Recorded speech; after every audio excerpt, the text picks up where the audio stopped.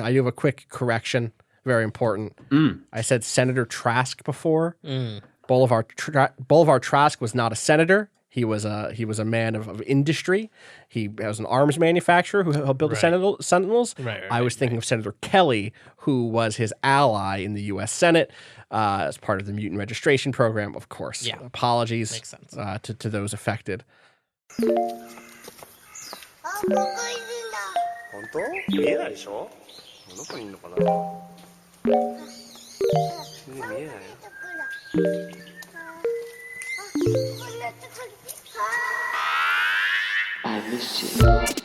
What's good, Internet? It is Monday, September 30th, 2019, and you are listening to Waypoint Radio, episode 267. The last day before things get real spooky here, September 30th. What is Patrick? Is that you? Like a hip hop version of. Yeah. Someone get. Hey. Someone please start sampling. Wait, what? Why are you, Patrick? It's the 30th. I sent Kato a link. We're all gonna. Kato, you ready? Here we go.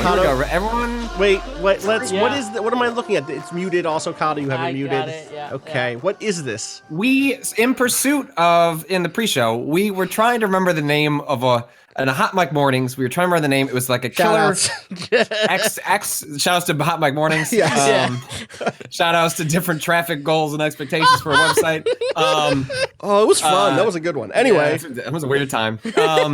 And one of the things, when you and I did it one time, we were like watching trailers, and we found this one for some horror movie that involved, at first I thought it was Chopping Mall, which is a movie, a great schlocky movie about these robots that hunt down these people in the middle of like a Midwest mall.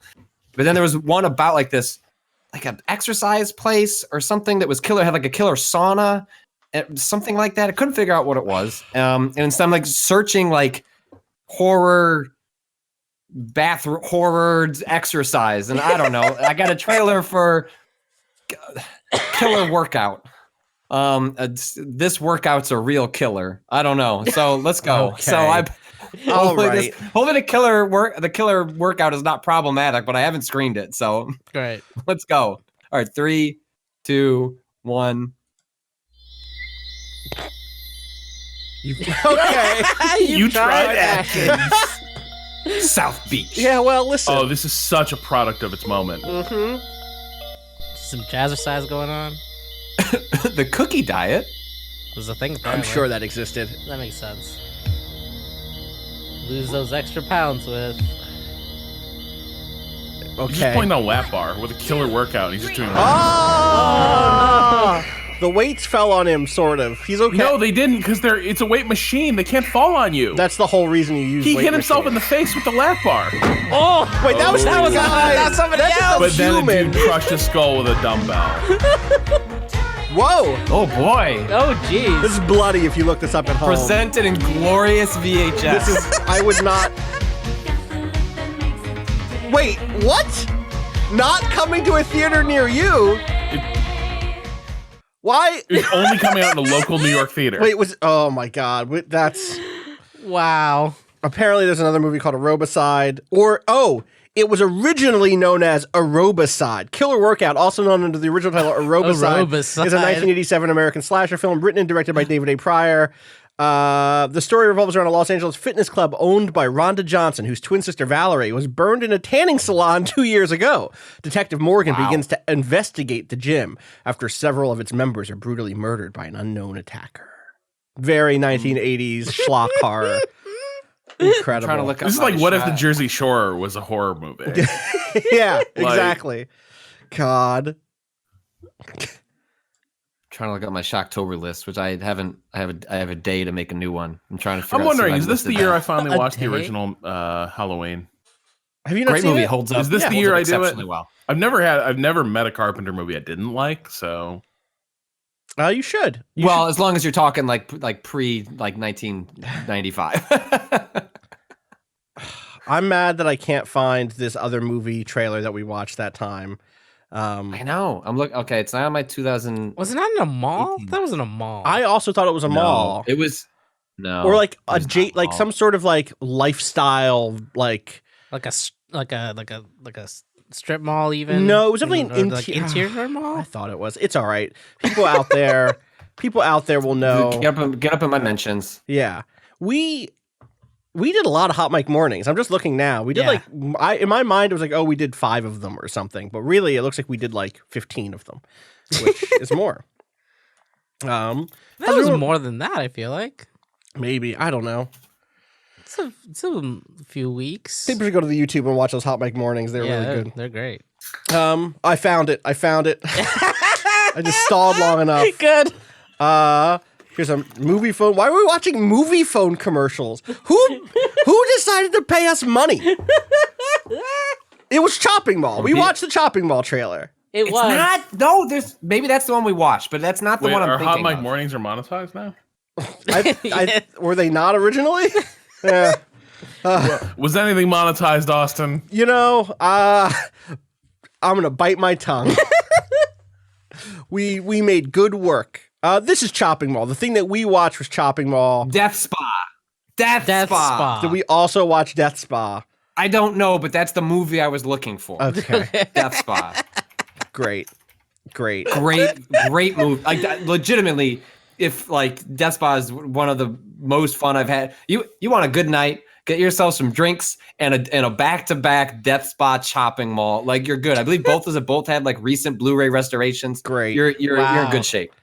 Known in Europe as Witch Bitch, Death Spa is an American horror film. Why? What? I want to be clear. Waypoint Radio does not necessarily co-sign any of these films. I do not know what their content is like. Do your research.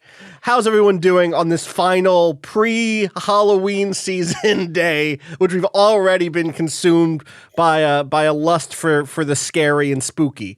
How is everyone okay? Nothing is as scary as Khalil Mack. He's coming for you. Oh my God, he's behind you right now. Honestly, that ball strip was incredible. The speed on that guy, unbelievable. Great player.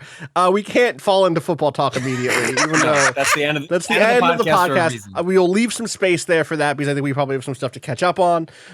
For now, I want to talk about video games. Kato is here, Patrick is here, Rob is here, I am here. We're in the middle of the season, though I think we're at I would say we're in a lull, but really what I mean is we should record this podcast tomorrow because today is Breakpoint. Our Breakpoint codes all got active in the middle of the night, so we could check out Ghost Recon Breakpoint, and then tomorrow is Destiny, is that right? And today is also, of course, Cube World releases Broad for everyone who's been just chomping at the bit for that after my hard sell last week. But what have people been playing? Does anyone have something where they're like, this? I guess the thing I know is Goose Game. Other people played Goose Game. Goose Game. People played the Goose. We did. Blink 182 did. Wait, did Blink 182 play the Goose? Yeah, I guess they played TwitchCon or whatever this weekend, and Nathan Grayson was covering it for Kotaku, and he went to the Blink 182 show at one point when, I don't know if it's the UFO man or one of the other ones. The UFO man. Right? That's Blink 182. It is. Yeah, Yeah. he left the band. I thought he left the band to find So UFOs, I heard about all right? this on Reply All because they Tom did an DeLonge, entire right? episode Yeah. unpacking. Yeah. They did an entire episode unpacking a Casey Johnston tweet. Shout outs to Casey. But it was actually really funny trying to explain to the most normal person, I guess, at Reply All what Casey's tweet about Area 51, but for going to Brett Stevens' house and calling it a bedbug. Trying to explain to a normal, not online person what the joke is and why that is funny required 45 minutes. And I realized, oh my God, we all have brainworms. We do have brainworms being online, but also I like it. There are brainworms. The worms feel good. What if the worms? I almost thought Kato. It's like what is it? Plasmosis for the cats. I was about to. It's like toxoplasmosis for the cats. I was about to point to you, Kato, and say, "You remember that thing that happened in Friends at the Table?" Twitter is like that. Twitter is like that. Friends of the Table listeners know what I'm talking about. Yeah, it's Tom DeLonge. Wait, but were they just at TwitchCon, or were they at TwitchCon and also the Goose got involved? Oh, they were okay. I got you. I don't know. Yeah, I don't know. What someone and that's not to the shade of Blink 182. I liked Blink 182 a lot when I was a kid. But yeah, they shouted out just like, "Yo, What's up with that Goose game? I love it. I love that game. And the crowd goes, woo! Can I had a secondhand story yesterday that is adjacent to Blink-182 because it's I'd say so. Someone told me yesterday that they were in a conference. They were going to go see Green Day. It's the Hella Mega tour, the Green Day Weezer Fall Out Boy tour that's going on right now. And they were telling me that they told another friend of theirs that they were doing that. And that person was like, but they said to the other person was like, oh, I'm going to go see Fall Out Boy soon. And that person's like, oh, sick, Fall Out Boy, great. And they're like, oh, also Weezer and Green Day. And they're like, ugh, fuck them. And I think we've reached the point. Right. Patrick has made the face that I made when I heard this story, which is like, I don't understand. If you like Fall Out Boy, and I'm not dissing Fall Out Boy here, but I don't know that you at this point get to like be on your high horse about Weezer and Green Day. They're not like the hot new thing at this point. Do you know what I mean? It's not like I was like, I'm gonna go see 100 Gex and Weezer's gonna be there, and you're like, you know what I mean? Like it's not there. Anyway, I'm not judging anyone's musical tastes, but I think at this point, if you're going to go see a Fall Out Boy show, accept that they've moved on to a new era of their careers. There's a reason they're touring together. Yes. Overlapping fan bases. Yes, exactly. Green Day was on the cutting edge, but that was called Dookie. And then at some point they started writing mostly pop songs. Right. And like getting political, which, good for them. Good for them. I don't know their politics. I'm not subscribing to the politics. I don't know enough about it. I just know that's kind of like the arc of where they went. Gotcha. Well, wake me up when September ends. Oh, I'm awake. It's September 30th. Woke me up before September ends. Yeah, definitely. Goose game. You've played it. You like the Goose? Goose. Have I misled you on the Goose? You're happy with the Goose? Goose is great. What a happy game. What is that? Just a smile. Just the best. Just fun. Just joyous. Did you all get stuck on anything? This is my big thing. It was like not my big thing. My big thing is I love the Goose. The Goose game is great. I think it's a blast. I know, Rob, you mentioned that your partner also had not known about the Goose until suddenly the Goose was everywhere. And in general, I think the world is aligned. Well, except for the people who say the Goose is an SJW, Damn. which is a thing that's happening right now because the discourse has completely gotten away from everyone. Well, it's because of that tweet, right? From House. Oh, I forgot about that tweet. Yeah, that's why. Is that why? Yeah. I thought it predated that tweet. I didn't think so. I only saw it today. Do you want to explain the tweet? Oh, the tweet was like somebody added House saying like, I believe I enjoy this game a lot because I assume that this town is full of Brexiters, which is what I believed for sure. Right. And then House responded like, no, actually, they're Marxists. There's more to that tweet. I can't. I mean, it's a great tweet. But that is the gist of it was. It's a very funny tweet. The tweet is actually in our timeline, a goose chased Thatcher out of there office, it is. Yeah. spurring a Benite revolution and the irreparable decline of the Tory party. The villagers are Marxists. And in that case, the Goose isn't even bothering them. The Goose a reactionary? No, because I think the Goose in some ways is maybe a Trotskyist in the permanent revolution sense, which we can debate for sure. But I think what the Goose is there is to kind of make sure that no one falls into old ideological habits and reminds people the freedom of their time and their day. It's correcting deviationism. Okay, now you've made me seem. Is the Goose a tanky?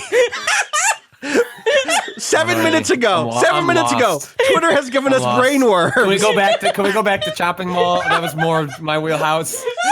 I can't believe how quickly we got to jokes that only make sense if you follow Twitter bullshit. God damn it. The thing I was going to say before is there was one like stupid puzzle that I got stuck on in Goose Game that I thought was gone, but apparently it's gone in the PC and whatever is one other build, but the Switch build hasn't gotten there yet. Or maybe it's in process. And that was like one of the last puzzles in the game. And I saw someone else get stuck on that this weekend. And I was like, oh, I wish I would have known that puzzle was still in there. That glitch was still in there because it's a bug. There's a bug that stops a puzzle from being solved. It's in the pub. There's a place where there's like tomato crates that you need to use for a puzzle, and they can get two of them can get stacked on each other with the top one closed, which means an NPC can't interact with it, which means doing the puzzle that involves them being there is impossible. And that sucked. What? Yeah, but like in general, I really like that game, and I'm happy y'all did too. It's a fun game. As you said, it's a happy game. It's a great great ending. Yeah. Yeah, really good ending. Just like made me chuckle a lot. And I'm with you, Austin. Like I get it. I understand. I understand the Goose's plight. At that point. I like a weird relation with puzzle games in which I enjoy playing them to the point, up until the point that I don't. Which is to say, the moment I start hitting like a wall in a puzzle game, I get frustrated faster than any other type of game. Like look at the types of game Mario Maker Mornings is one in which like I indulge in I have such a confidence in my ability to play like a platformer or even an action game that like I enjoy being like, yeah, test me. Like you can't stop me. Like I'll find a way through. Like I have infinite patience and infinite time. Combine enough of those, like I can persevere through the biggest bullshit. Kato has watched me do this with this level I've been playing. And the puzzle games, because I don't have much of a confidence, like when I start to get stuck, I spiral pretty quickly, and which is why I enjoy games that have like robust like hint systems, like a way. Like often what I want is, and I found this once or twice in Goose Game, was that I don't want what guides do or provide you a solution. What I want is a hint, and it's difficult to tease that out in like walkthroughs or looking around, like absent asking someone for a hint. It's difficult to get that, and so I like it when games include like, I wish I could just be like, pulled up the interface, clicked on the one I'm having trouble with, and it just, even if it just showed an icon, right, like something in the environment to like play around with this, like this, this is a potential solution you could play with. Like I think I mentioned to you, Austin, the one I got, one I ended up looking up was there's a bust that needs to get some clothing on it, like a statue that you need to get some clothes on, and I just didn't quite put together. Like I got really narrow focused, which is what happens to me in puzzle games, is like I get frustrated, then I get narrowed in. I'm like, well, this must be the solution. I'm just not getting it here, that I just ignore everything else.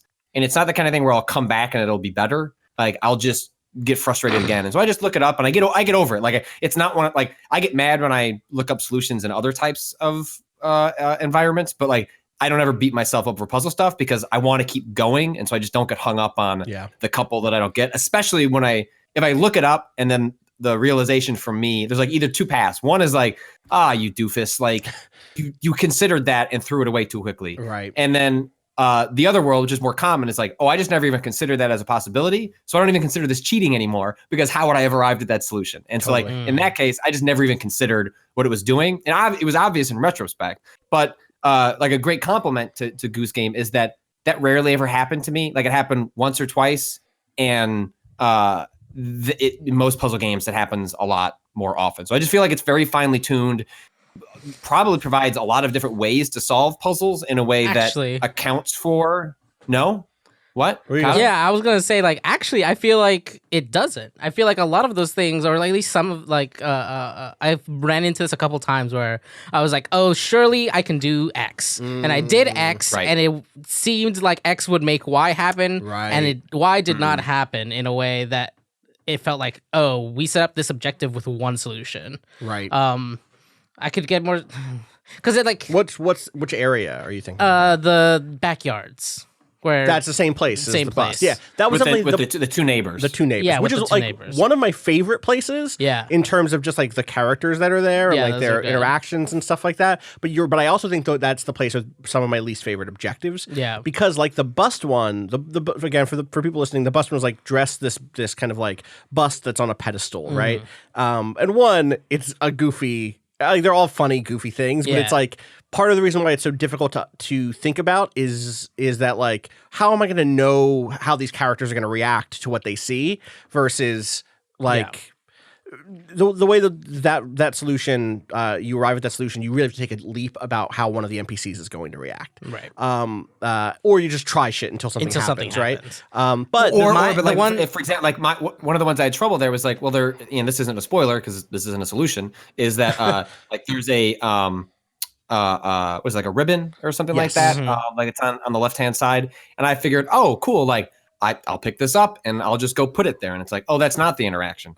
Well, then how the hell do I get stuff on here? And so like there are times where the game seems like it should at least have a reaction that tells you no. And I think that some of the times I got into trouble, and sounds like Kato got in the sewers, like you're just not sure what the game is like, what it's going to do. Because part of the surprise of Goose Game is like unexpected things happen, right? But that makes it sometimes frustrating as you're working your way towards a possible solution, because it isn't always clear. Am I screwing this up, or am I just not like prompting the game to do it in a more specific way that would lead me to the right thing? Mine was more of a systems, like I expected systems to work a certain way where they didn't. Specifically, like AI, like character reaction. Okay. Like I don't know. I kind of, it's like what was the problem? The problem was make the guy go barefoot. Okay. And I did something dealing with making him stand up and go to a place where I think he would. Like, you thought he would take his right. I tried that too, and that doesn't do it. Does, but like it feels like it, given the way that like the characters move and interact, and like you think of them as like quote unquote like simulated humans, it would make sense for him to. It was in his character to have taken his slippers off before he did the thing. And I feel like there are like other little bits like that where it's like, oh, I found a different solution that makes sense technically, but in the tabletop role playing Untitled Goose Game, that would have worked. The GM would have been like, oh, that was not the intention I planned for, but absolutely, right. Or the Goose Game that was even more like Hitman, that had like a ton more AI stuff. With each character. My favorite stuff was the stuff that does not have that same sort of like, here's the one clear solution. Right. The bust one is a great example of the stuff I didn't like. It's like, here's the one way to make this work for sure. Here's the solution. Whereas stuff like in the marketplace, the stuff that deals with the kid and like the kid's glasses, or there's one of the things in the marketplace, or the kind of like Main Street area, that is like make someone purchase their own stuff back. I think there's a couple of ways to do that. And like, or at least it seemed like there were. I picked one particular, but I bet I could have done it with another thing too. And that felt good, and like felt like okay, this is like I'm playing in this space versus just finding the one true solution. Goose Game. I want DLC. I want more more spaces, different people. I want more spaces. I want different people. Honestly, House, reach out. I'll honk. Let me do a honk pack. I would love to do a honk pack. Shout out to Too Mellow for that would actually be funny if they did. It would be so funny. Oh my god! Listen, we'll make it work. Customized honks, like Dota announcer packs. Honk packs. Oh my god! Please get Snoop to do a honk pack. You know what I mean? Chrissy Teigen's out here tweeting about it. Get John Legend, get Chrissy to come through and do honk packs. Like, please. Well, get me. I'm telling you. I want to hear John Legend's honk. Me too. What a sonorous honk. John Legend. Chocolate Galaxy begins to play as the Goose honks it. Incredible. Child. Like change the music too. Like the honk produces like a different ambient soundtrack to go along with it. Damn. Well, also you get John Legend on the piano. So it's like, this is brilliant. They should let us make games. I don't know what the industry is doing. God. Briefly, I do want to shout out. It's like it's just long enough too. Like it has like a really nice arc where like I like finished it in a weekend. Just kind of putzing with it. Over a course of a couple of hours, and just. The fact that it like leaves you wanting more, but not in a way that like I necessarily wanted to play any more of it now. It's more one of those like, like in 6 months, if you just told me like, here's 3 new areas, like yes, like absolutely. Totally. Hell, did you start any of those post credits objectives? No, it was fun to come across, a handful of them, by accident, during play, but some of them seem so involved that like some of the stuff that I did get frustrated in the game was like, with the way like the collision detection works with like the way they kind of muscle the goose around, and it just felt like some of those were maybe going to be like me fighting with the game in a way that I didn't want to, but I didn't take a really close look at them, but they seem fun. They just seem like a lot more involved. I mean they often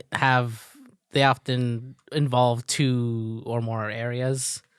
Like you're supposed to like make things cross over between the little spaces that they had separated out before. So I did one of them, which is neat. I would love to see them play with stuff like that Yeah. in like an expansion or something where they maybe just like open up the scope of it a little bit. But if they want to do just 3 little small areas again, I'm also whatever. What Goose people, do whatever you need to do.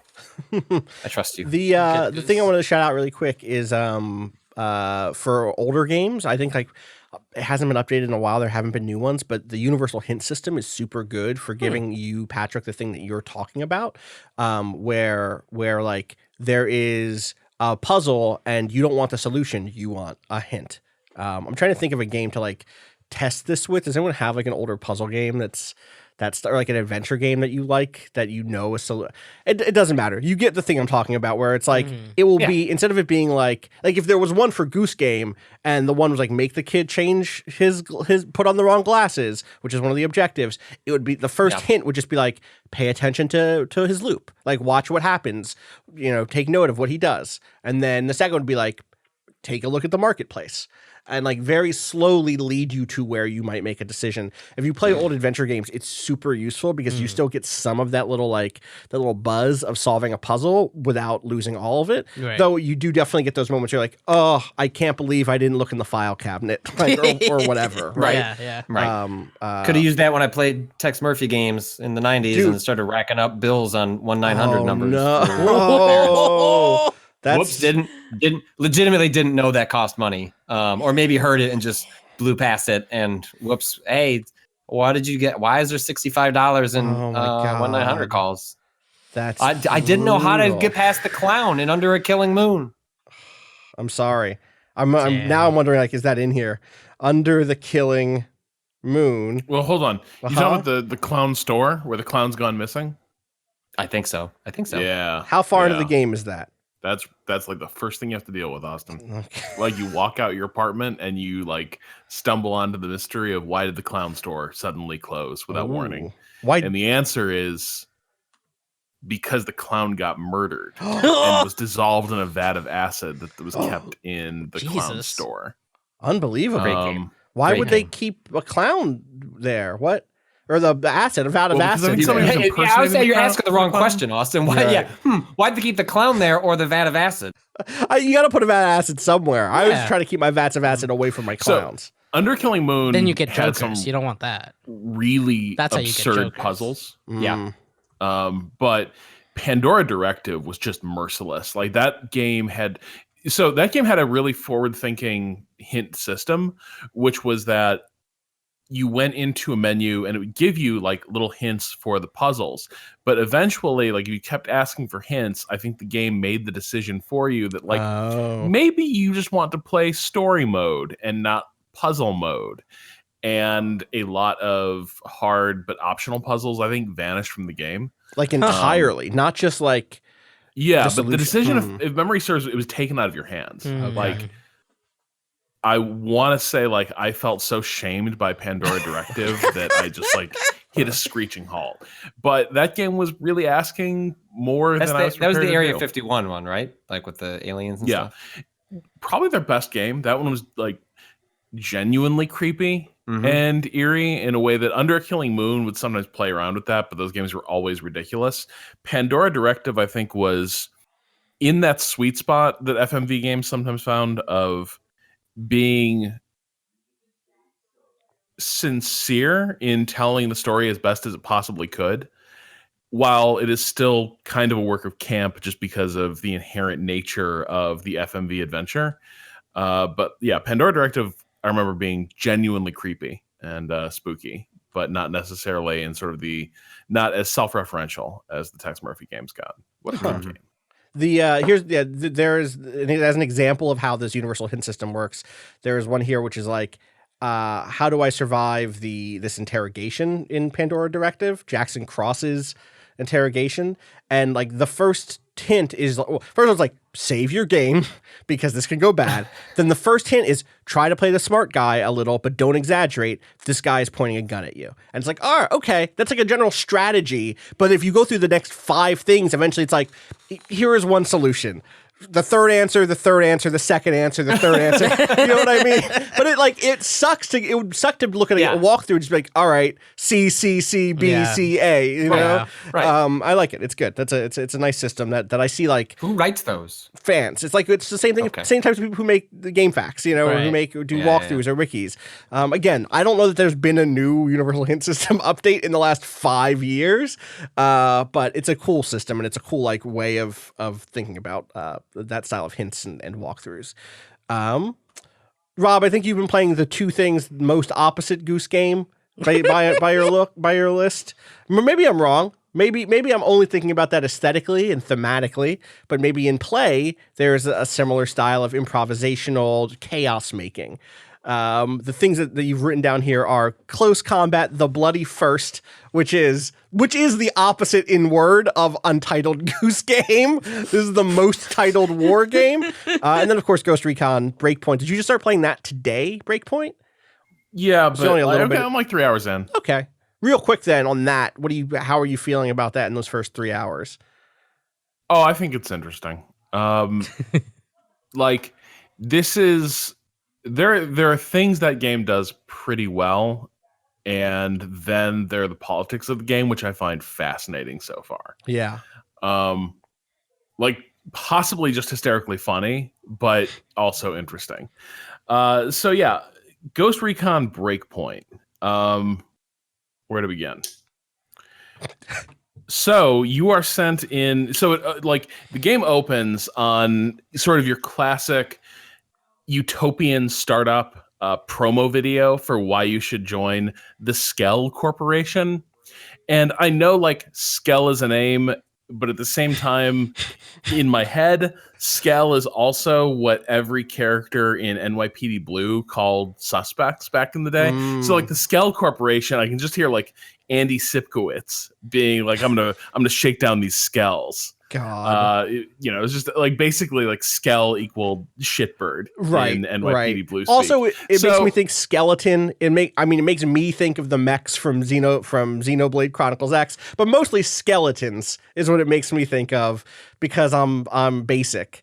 And to that degree, it makes me think of like Margaret Atwood's decision to name the libertarian private security company in her dystopic future setting, the Corpse Corps, like Corpsec Corps, where like so on the nose that it hurts. Yeah. You know what I mean? Are they nice? Is it a nice tech startup company? Well, maybe at one time, but then it was. So it's very funny. Like all you know is this company bought this island in the South Pacific somewhere. Who knows? Great. It sort of not getting sued by a country this time.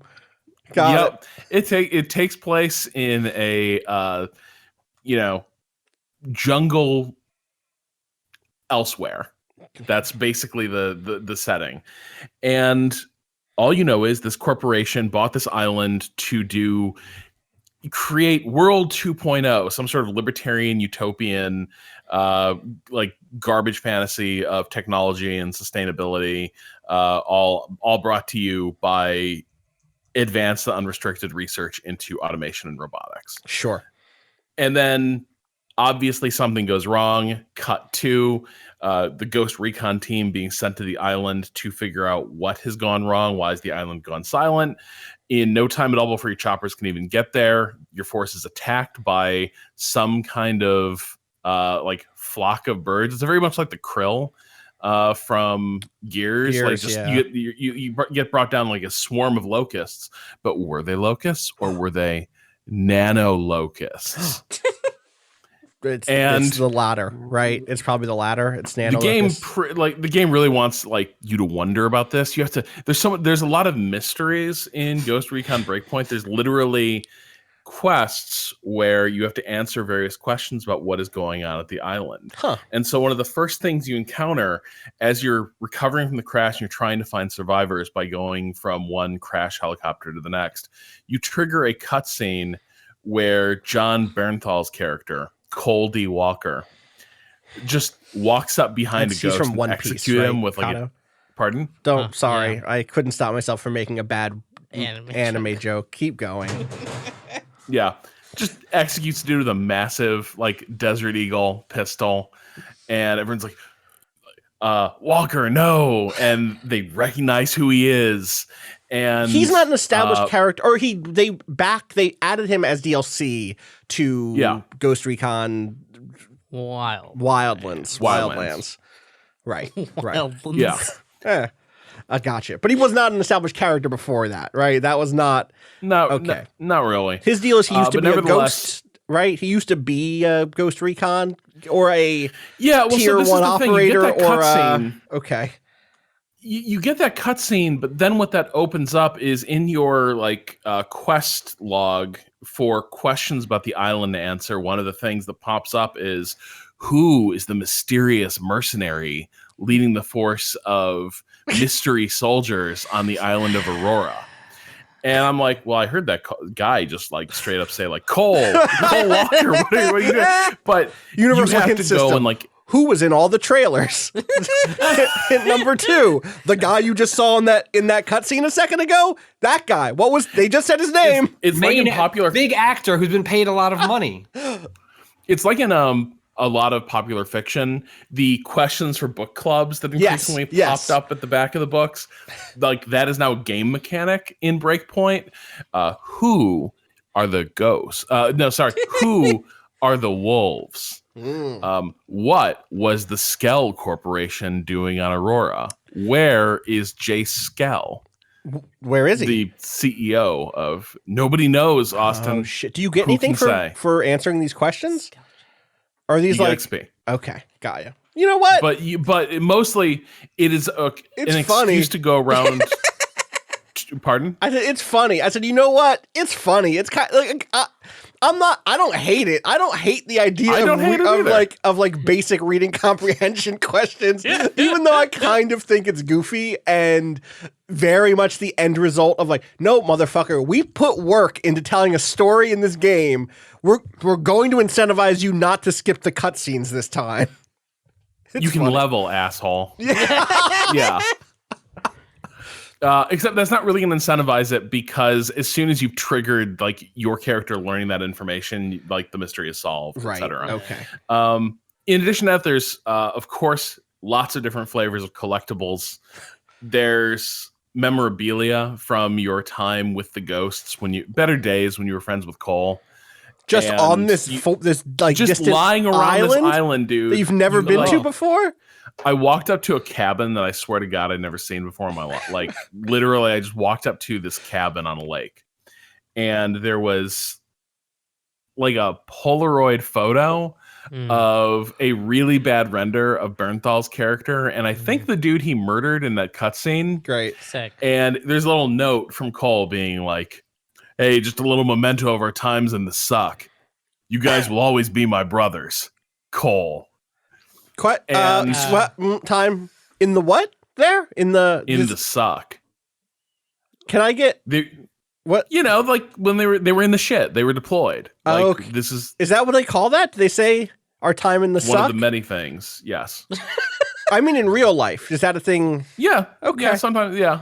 People are like, "Welcome to the suck." Yeah, that's a thing. Welcome to the suck. It's like. Okay. Yeah. Listen, I don't even go here. So how am I supposed to, I guess, you know. No, like you might be sent to the sandbox, but that doesn't necessarily mean you were in the suck. Gotcha. Yeah. But in this case, he was both in the sandbox and in the suck. Somebody asks your character, do you know Cole Walker? And literally your character model with kind of like sort of lifeless, but like really realistically rendered eyes sort of stares off into the middle distance. And then a cutscene loads of a John Bernthal character model dragging your character into cover in some sort of gun battle. It's very funny. But the other goofy thing here is, so there's a lot of different factions on this island. There are homesteaders who are people.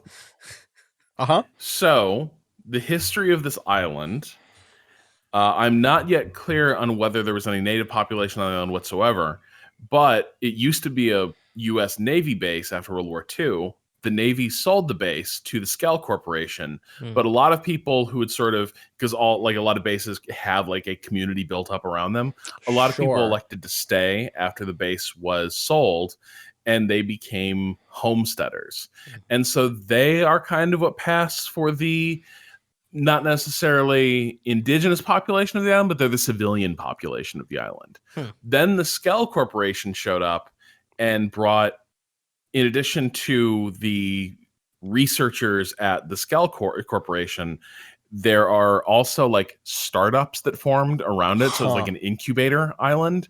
And so there are people, I swear to God, dude, you go to the hideout of the rebel base, and first of all, these are the good guys, because as opposed to the bad guy layers, which are all done up in like Danish minimalism with lots of like polymer materials, the good guy base is lots of like reclaimed industrial aesthetic.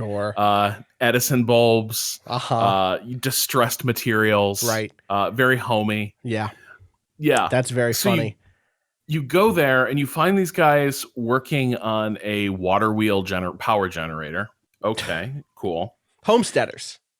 Yeah. Well, this is their secret base, and they built. Yeah, I got you. No, I just think that it's on the nose again. Well, hold on. Okay. Wait till this dude tells you what his deal is. So he's like, man, I could really create a better generator if I had my 3D printer that my startup was working on. And you're like, oh, what kind of 3D printer? And he's like, oh, it was the best kind. Like, you could create like moving parts and all sorts of advanced materials. But of course, the military showed up and took it and used it for like weapons. But he was like, but hey, you might be able to get us stuff for a better generator if you go to my old startup and talk to my old buddy, so-and-so. And so you go and you find his startup just sort of planted there in the middle of like a jungle clearing. And it's very funny in that it is very Silicon Valley, like modern workplace. So you go there and it's a little bit of that. And it's a little bit of surveillance capitalism. The minute you walk in, there's lots of like positive messages from the PA system, encouraging the workers to just relax. Like, it's a fun workplace. It's not like a normal job. It's also a community. It's a bit like a family. Oh, wow. And and the funny thing is, though, the minute you begin doing things, all of that becomes aware of you, and all the signage flips to like, there is an intruder. And you start hearing the PA like tell people to like stay calm, security forces are coming. And this is where this game actually gets pretty good. It sounds like you're describing a BioShock game. Like from the jump of libertarian island caught in conflict between various internal forces, but like now you're talking about environmental storytelling through like not blood graffiti, but like the sort of like dynamic aware at least a PA system and wall signage and stuff like that. Like is that where this is going? I think it might be, because there's like other factions that haven't been totally explained yet. Like everyone is running for cover from the Sentinels, which are not the Wolves. Yeah, I don't know what the Sentinels deal is yet. Senator Trask put forward a new legislation. I think for all humanity. Yeah. We should know where the mutants are. Eradicate the mutant scourge. Yeah, exactly. I just think Genosha is right there. Is that the name of this? Is this island Genosha? Oh my god! Anyway, we gotta knock it on our X-Men shit. I really want to read this new X-Men run. Anyway, continue. That's good. So where this game gets kind of good, though, is you are incredibly powerful up until the minute you start like shooting it out in a stand-up firefight, at which point things begin to get away from you fast. Like the feeling of vulnerability I get playing this game is pretty cool. Like you're there and you get the warning that the alarm has been sounded, reinforcements are on the way.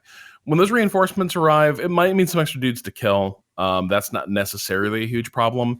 But where you start running into real trouble is if they send, for instance, drone support, which will just watch from above and keep tabs on you and continually mark your locations that you can't get into stealth. And other enemies seem to use that drone's information to vector in on you. And once they know where you are, like, they don't shoot super accurately, but they shoot a lot. Right. And things begin to spiral away from you really quickly in a way that I found really satisfying. Like, the sort of paranoid, like, there was this point, this started getting in my head enough that there's this point where I was on the roof of a building and I felt this jolt of panic because I heard a helicopter coming in. And because they're constantly flying patrols, there's armed at this point, were you there's seen drones. yet, or were you in stealth at this point? Were you in stealth while you're on this roof, or were you already picked up? I wasn't in combat, okay. But I also wasn't in cover. So, like, I had not been observed, but there was no way to achieve stealth because I was on basically an empty roof. And they were bringing a fucking helicopter in, which is definitely going to see you. I thought so. Oh. It was HVAC units, though. I was like, holy shit, where's the helicopter coming from? And, like, after a minute, the drone didn't change pitch. Good. And I was like, wait, is that the... And it was funny. The HVACs turning. It was 4 HVACs that were running. But there's this constant feeling of, like, when the drones fly overhead, when the helicopters fly overhead, and you get the warning that they are, like, you are in a location where you can be seen and the stealth meter is filling up. That is something that I've learned pretty quickly not to screw around with. But there are places where the things you're trying to do is not going to be a quick elimination of an isolated patrol. Like, if you're trying to I'm trying to get this this component from a convoy that has a armored vehicle and then 2 escorts, and they call for reinforcements, trying to get that all done before surveillance drones and attack drones begin showing up is proving really, really tough. And even though I've got a lot of equipment and a lot of, like, super abilities that help me, like, get into cover and sort of become invisible to surveillance temporarily, I still can't stay ahead of the curve with enemy response. And so it does feel, it does address something that I kind of felt frustrated about with some of the more recent evolution of the Ghost Recon series, which is that traditionally this was kind of a semi-stealth series. It was kind of a tactical series, but it had started to feel like you were so supercharged that you didn't really have to care about that. So far, at least, and it's early, so I haven't unlocked a bunch of stuff. So far, I really do. And so I do kind of have this feeling of being at once the hunter and the hunted. Are you? Right? Have you done? So it sounds like you're playing, like, the stealth class, because this is a class-based game now, and you can switch classes and stuff. But it sounds like you're playing the stealth one. Have you tried out any of the other stuff to see if, like, well, as an assault, I can stand toe to toe a little stronger, or anything like that? It's more so I haven't, and there are different approaches that those things can encourage, but at the same time, what they change is your tactical profile is the way I put it. They don't necessarily change the underlying dynamics of the combat and the encounters in this game. So, like, right now, I'm the Panther. I can pop a smoke bomb. I'm the Panther class. And I just wish we could capture in podcast form, or Rob's movements. He kind of snuck up on the mic, and, like, got his hands up like he was. Ooh, is that what a panther did? I was like, Panther. Yeah, Panther. What are the? It's a predatory wild cat, like Patrick. Like, yes, that's what a panther does. I was wondering. Do cats sneak around? I don't know, man. You ever met a fucking cat? I was wondering how long I could string that out, because the look of just complete, just so mad as soon as Austin and I started doing this. Deadpan stare. These motherfuckers. Yes, that's what a panther said. Yeah, y'all saw Black Panther. That's what he does. He could be stealthier. To be fair, that dude could probably use the camo abilities that Wakanda specializes in. He could probably use those to slightly better effect than he does. Are the other classes all animal based, or is it just the panther? Or is it yeah, dude. It's like the eagle. Ooh. Good, There might be a viper. I don't know. But so my class tends to be a little bit more like strike and then run like hell. So I think the big thing is I have like a body spray that makes me invisible to drones. Shut the fuck up. Spraying yourself with That makes nanomachines? sense. That makes sense. Axe Panther. Yeah. Panther by axe. Here's what it won't attract. Drones.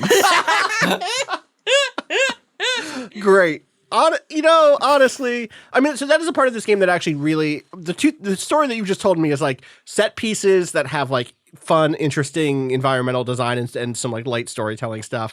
Some cool factions, like not necessarily cool factions, but factions that have the potential to interact with each other in ways that might actually not be shitty and might actually be pretty interesting. And then you've also told me stories that make me think that this game is in the like Wildlands was already sort of there in terms of like kind of environmental storytelling and or like kind of emergent narrative stuff, emergent gameplay stuff in the line of like Metal Gear Solid 5, Far Cry 2, etc. But you felt so powerful in Wildlands. You had this crew of people with you the whole time that could just like mow down anybody or like quote unquote sink shot your way through a base where you just were just invincible. It sounds like this leans more in that direction of like putting you into harm's way so that you need to find creative solutions to get out of it. Or I guess using your anti-drone body spray. But still. Well, yeah, so the things I'm interested in the most, for one thing, I should say I am pushing it in a direction. Like the game really is aggressively trying to get you to like squad up with people and go do these missions with them. But for one thing, I kind of am curious about the story. And so I'm not like keen to dive into the co-op experience because that's just not going to give me time to linger over that. Right. I am curious how that stuff changes the play experience, whether those dynamics that I described where you quickly get overmatched, can you even get overmatched if suddenly you're part of a fire team of 4, everyone has their class abilities, like does anything stop you from just wrecking through a mission? I did watch the 7-minute long, I think it was actually 6 minutes, 5.5 minute long Lil Wayne Ghost Recon Breakpoint trailer that just goes on and on and on. And a key point of that trailer is Lil Wayne getting them into trouble that they can't dig themselves out of because he's not a very conscientious teammate. Also, at some point, classic Lil Wayne. Yeah, it's classic. It's classic him. At some point, a dog or something is licking him, and they think that it is the sounds of sex happening. His teammates, and they get very confused. It's not a particularly good trailer. Wow, that is some weak skit material. Oh, dog, it is rough. What? It is rough. Tunchi needs them checks, though. I guess, literally there's a point early on in the trailer where he's like, no, I don't want to do a trailer for a video game. Wait, how much? Literally in the trailer. Well, so anyway, my point is they are selling it on the notion that things still continue to go wrong. Of the visions of the various trailers they could have made, it was not the one of you and your squad will feel invincible. It was very much the what hijinks are you going to get up to? How are you going to dig yourself out of this one? I'm curious to see if that is in the... I mean, what I'll say about Wildlands was actually playing with another human was actually tougher than playing alone, because playing alone meant you had impervious AI buddies who were always perfect with their accuracy and never rushed ahead into anything and only did what I wanted them to do. That's going to be easier. But once I put on that Panther spray, I'm ready. Hey, boys, you want to turn the Panther loose? Sorry, too late. That's it. Well, the Panther is out of his cage. Yes. Oh, God. Jesus But Christ. I'm also just really I am really curious where it's going to go with the story, because it's already so absurd. Right. Where it's like we're on libertarian, libertarian billionaire, right. like Silicon Valley culture country. And then they have brought in a bunch of people who are not serving like the Uber Corp, because this is the new model of, oh, we're also going to be an incubator for new companies. And so there's all of these like poor schleps who are showing up with their startup idea, who like have found themselves trapped by the fucking like drone swarms that like have turned this place into Brigadoon, basically. And I am curious what direction it's going to go with this, because on the one hand there is something there about, there's an ambivalence here I find really interesting, which is that so much of this game, and what makes it kind of an eerie or tense experience, is this idea of you are just walking around and suddenly you become aware that something is just orbiting above, and you are like a bug stuck in a collection, basically. Right. You cannot escape this thing's view. And it just being there means there's a good chance that you can be targeted at any moment for like a missile strike, or for troops to show up and wipe you out. And what is interesting there is, of course, this is in many ways just you being on the receiving end of what has become the American way of war in what are called like low intensity conflict situations. Gotcha. Right? Yeah. And so it's this weird thing of, this is very much a game where it is like leveraging the dystopian or horrific aspects of what it is like to face the American war machine. But then it has no self-awareness, so far at least, of, hey, we used to be on the end of this that wielded this power against people, and we never thought twice about it. Now one of us has gone rogue and is using the same tactics against us. And I'm curious, like, is the game ever going to square that, like, look this in the face? It's doubly interesting because it's using that. It sounds like it's deploying that exact same perspective, ideological perspective with technology of like, well, I just make 3D printers, man. Yeah, of course one could go rogue and someone could use it for bad, but technology, like military tactics, are only as good or bad as the people who use them, which is a position that I suspect most of us are very skeptical of, that we understand that technology has politics and history, and that like it is not just a thing that floats in the ether. So I'm curious to see, if it confronts that, because in the version of this game that we both, I'm sure, dream would exist, the big third act revelation is just like, no, like you can't just put things out in the world and hope that good people use them. Sometimes things have momentum and you have to like confront that fact.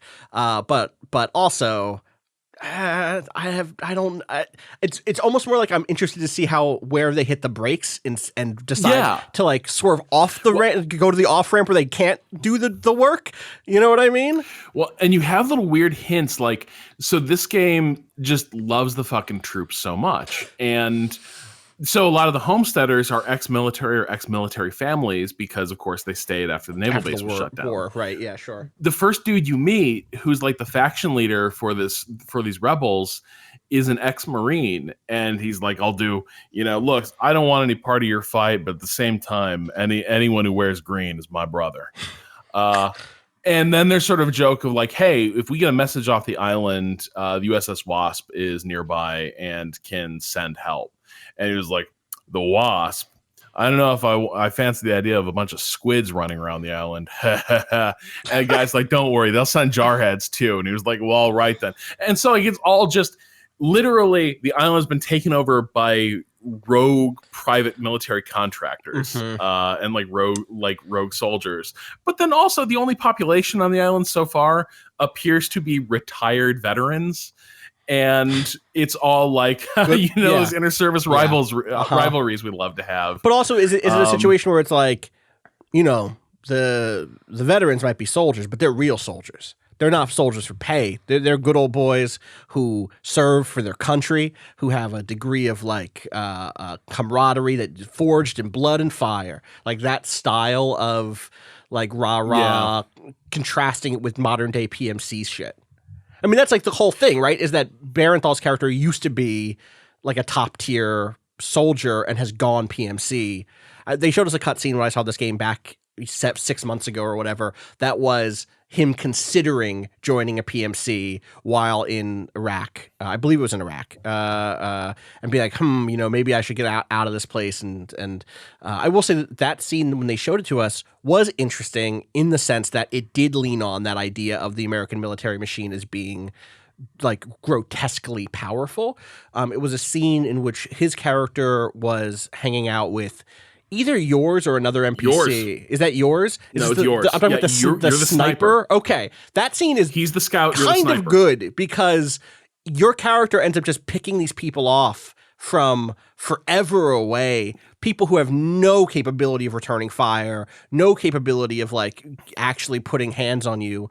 And yeah, I guess he's scouting for you as you're just like sniping people from 1,000 yards away or whatever. And I thought that was actually fairly solid in terms of communicating. But what it isn't necessarily doing is critiquing that deployment of power, right? It is very much like, yo, look at how powerful the United States Army is. But that is, if you're at home and you're like, yeah, hell yeah, it is, then I don't know that it's doing what I would like it to do, obviously.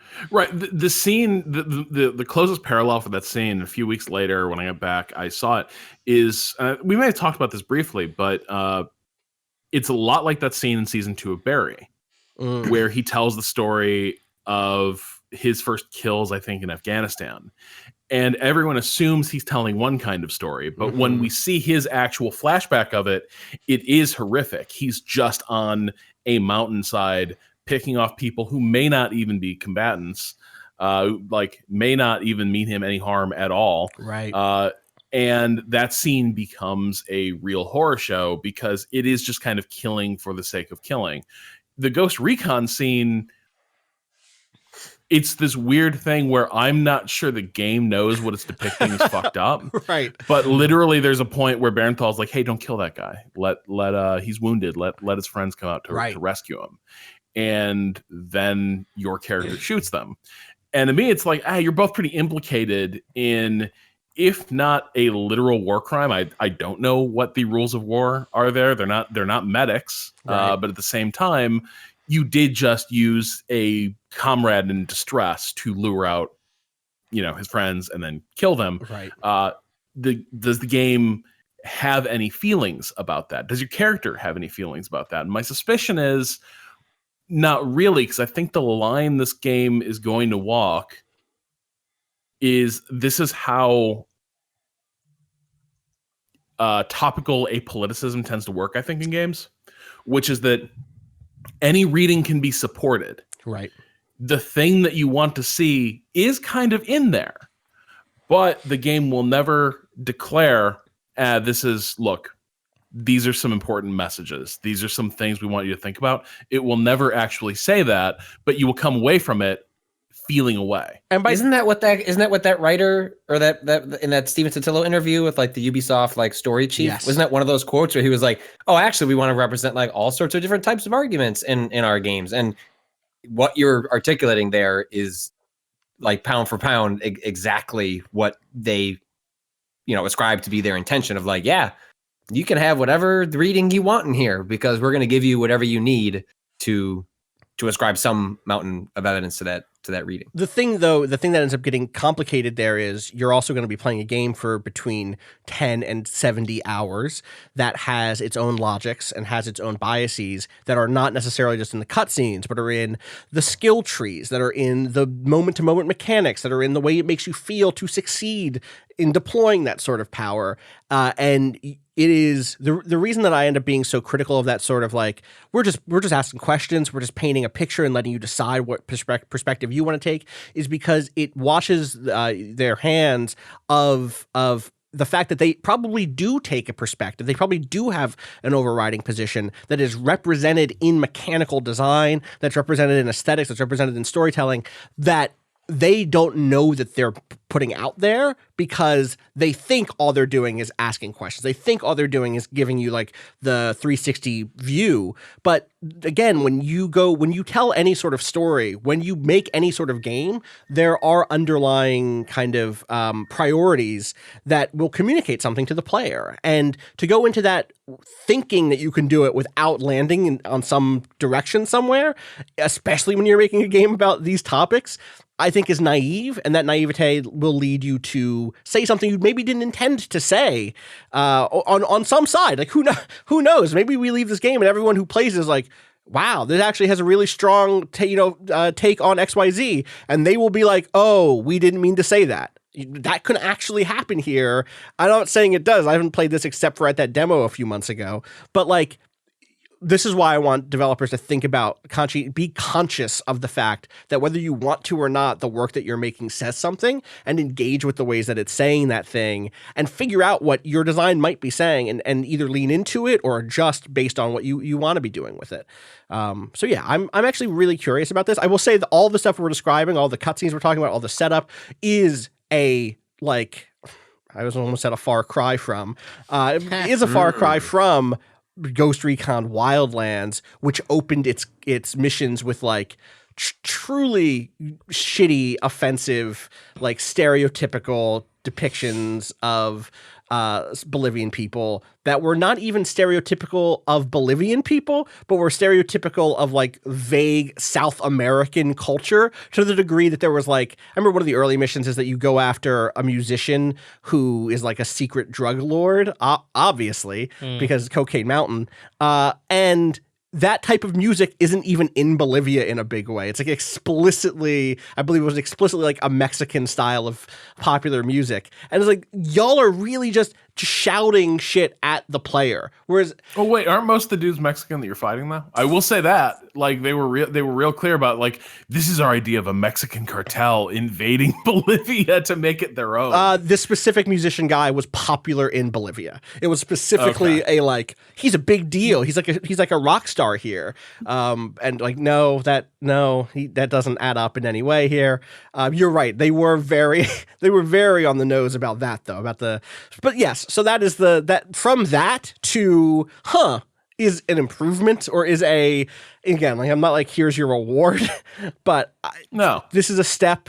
This is a game I probably won't feel as uncomfortable playing moment to moment. It will not feel so disinterested in people. Unfortunately, part of their solution for that was like to make everybody like Westerners, it sounds like North Americans specifically, or is this guy? I guess probably Scale is probably a European tech company. Is that am I right about that? Yeah. So far it has that. So a lot of the people you meet who are part of the rebel groups, they do appear to be ambiguously ethnic, is the way I would put it. Like they do not like game. A lot of like, this is where like their faction is full of people who are recognizably non-white. And then, but the thing is, those are the people you actually talk to. So you like look at their faces and you like see what the character models are like. When you go into like these labs, actually no, like the first scientist I met was also a woman of color. So it seems more like, the island of Aurora is a place where, you're right, Westerners, like they dodge the Westerners of all sorts can show up and be in, and people can do anything on the island of Aurora, so long as it is weapons technology or contract military operations or resistance. Wow. Honestly, the cycle of life continues. God. We should take a break, and then we should talk more about some other stuff that's going on this week. Thank you, Rob, for checking in. We should play this game this week at some point. I would really like to play it with you. All right, BRB.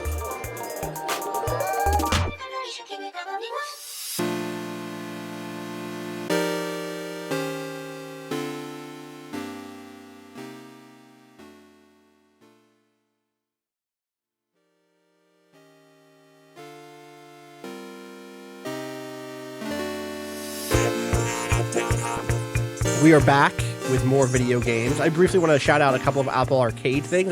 I took the plunge Patrick, after all your great coverage last week. First of all, people should go to waypoint.vice.com and read all of Patrick's articles about various Apple Arcade games and Apple Arcade as a platform. You did a really great series kind of looking at questions about Apple Arcade through the lens of different releases on the platform, and also just shouted out games that were both good and maybe not so good in some cases. Yeah, maybe not so great. Maybe not first thing, name your colonist. Jesus Christ. It's every day. What was the name of that game? Daily average life. Various day life. Various day life. Which I think is my favorite Square Enix title since Kingdom Hearts 358/2. Great name. People, for some reason, I was thinking about Everyday Shooter, and I wish Everyday Shooter was available on modern consoles. I don't know if people remember that from the PS3. Yeah, that was the early. That was a really cool, fucking great soundtrack. Great soundtrack. Anyway, I played on Apple Arcade. I played some What the Golf, which you recommended. Very funny, very good. I'm like a third of the way. I don't know through have you gotten to the point. Have you gotten to the point where they eventually the game forces you to like go back and so you can complete each stage. But you can go back to each stage, and then there is a one where you go for. They like limit your, there's a par, like, there's like a stroke requirement. And then there's another one where you, it's just like a weird variant. And man, those are fun. So I have a compulsion to not move on to the next one, the next course at all until I've beaten all three of those things from the jump, which is a bad, like, mental health, bad blockage. Like, I should just be allowing myself, because the actual thing is I can feel that I'm going to burn out on this game because I'm playing it that way, but I can't bring myself to move on until I've done all three objectives on a single course. Some of the second objectives most of the second objectives are par. Most of them are like, hey, you did it in 6 shots, do it in 2 or 3. You can't brute force it. You have to find the solution. Some of those are frustrating. Some of those are frustrating.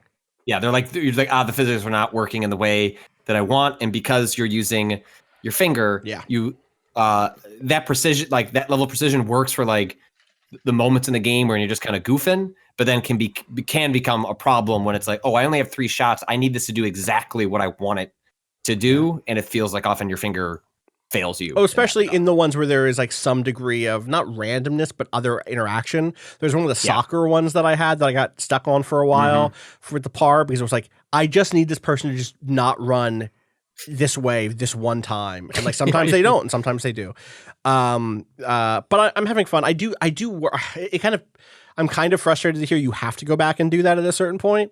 It's only like, it's the game, I think, wanting to remind you, because so the way that the game's loop works is that you get to a sort of gated off section, you've got to complete let's say 6 holes in which you're only doing 1 level, and there usually aren't any requirements except just like get to the end of it. And sometimes you can like fail mid through or fall off a ledge.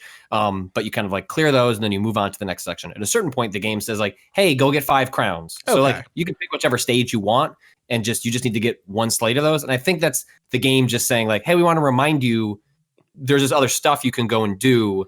And if you complete all of the crowns in an area, then you unlock an item. And it's basically just a completionist thing. Like there are some funny, clever stages. It's mostly just to fill out this like item area. But I'm maybe a little further than you. Like I'm a little further past that point, because once I realized how fun those areas were, I started going back and trying to fill them out. But I do not think it's the case that you need to do all of those in order to see it to the end. My hope is I will hit a point where I overcome this compulsion and just start sprinting through the game so I can see more of the bits. Yeah. Do you know what I mean? Because like we talked about this last week, but the game is so funny because it introduces entirely new mechanics. Excuse me. It will introduce a new mechanic and then jettison it a few levels in. But increasingly it's like, oh, here is a level about cars. The Pixar film. No, here's a level in which like, there are cars to contend with. Here is a level about soccer, like I said before. Like here's a bunch of soccer ball levels. And it is not like as rapid, like you'll get into a set of levels that are about that thing. And I want to make sure I get a good taste of what everything that's there, instead of just getting, I almost wish there was like a purely like, you know what, just start spitting levels at me mode. That was just like, made sure I got to see it. There's a daily challenge. Oh, you're right. There is a daily challenge. I should start doing the daily challenge. Yeah. That's probably a good idea. Cool. I also started playing Mini-Motorway, which is the sequel to Mini-Metro, which is a puzzle game I love. I love Mini-Metro. Mini-Metro is about like designing a subway system, a metro system in a city. Mini-Motorway is like a little more fiddly in terms of you're building roads to connect buildings, basically houses to buildings and stadiums and stuff. It's a lot like Mini-Metro. Beautiful design. Like it's gorgeous to look at. Music is incredible. Though it does also, I think, have the thing that a lot of these Apple Arcade games still have. Yeah, can we do that? Can we shame some developers right now? Can we please do this? Like, let me listen to a podcast while playing your game, please? Please, let me listen to music, different music. You don't know what my life is like. Sometimes I want to be playing a game on Apple Arcade on my phone while listening to a podcast. Yeah. Don't override it so that I can only listen to the game audio unless. Well, so like I would. Pointed out. It was so frustrating in Grindstone, and I think some games are starting to patch this out. Good. But so like I don't know if Grindstone has or not yet. I'm going to ping some developers and write a brief shaming piece to try and get this like policy switched. If it is a policy, I don't know. It's just weird given the platform that it would operate. But like, so in Grindstone, it's like okay, so I'm listening to a podcast, and then like I load up Grindstone. And then it switches to the in-game audio, and then I'm like, okay, well, in the iOS's memory, like I can pull down the media manager and just like it'll still list the podcast. And I'm like, cool, I'll just click play, and then it starts playing the podcast again, laid over the Grindstone audio. But the moment like you enable back into Grindstone, it's like it throws the audio out, and it's super frustrating. It's so frustrating. It's not how people use their phones. I don't understand, especially for a lot of these games. These games, like they're not. There are some games. We're not talking about Yearwalker Society 6, or you know what I mean. We're talking about games that specifically are fun, cool background puzzly things, or not time You've got wasters. Netflix on, and you're listening to a podcast, and you're playing this game. I got a lot going on in my life. I'm trying to maximize my input right now. Give me more. I'm reading a book. Make it happen. Damn. It's a lot going on right now. Anyway. One eye on the book, one eye on the screen. I got totally next level shit. Anyway, what I was gonna say is Mini-Motorway, really cool, but I don't think I like it as much as Mini-Metro. It turns out, I think what I really want is someone who is like deep into architecture and urban design, to dig into the kind of ideology of these two games. I think a lot about what I'm very curious what like Do Not Eat would say about these games. Rob is nodding along furiously. Do Not Eat is a great YouTuber. Are we curious? Do you have any doubt as to what he would say, though? I have no doubt. Do Not Eat, for people who don't know, has an incredible series of YouTube videos. People should watch his YouTube stuff about generally city builders and urban planning and politics and kind of the history of those things. Really, really smart. But yeah, like it turns out the ideology of car-based cities, of cities that are about like individuals in their cars, and building infrastructure for individuals in that way, is distinct from building infrastructure for large groups of people in terms of what is being prioritized. There's a lot of great writing on this subject, and for that, weirdly, the game just is fiddly in the same way that trying to move individual people around is. It's by that I mean like you're drawing free-floating roads that all intersect with each other. You need to install things like traffic lights, etc. Whereas in Mini-Metro, you're building subway lines, and they can moving. It's so hard to get into this without like showing you these games. I guess like I'll just speak abstractly here, which is that the conceptual problems of how do I get people across a river to go from my residential area to my downtown or out to the stadium when you're using train lines, is something I can wrap my head around really easily in terms of what I, the designer, want to like prioritize. Like, okay, I want to make sure there's an extra subway car that goes from the urban or like the suburban residential area into the downtown where everyone has to get to work. And Mini Metro helps me see that stuff super well. Like, okay, put an extra train car there, maybe put an extra a big station that can hold more subway cars at once or hold more people at once comfortably. Very easy to conceptualize.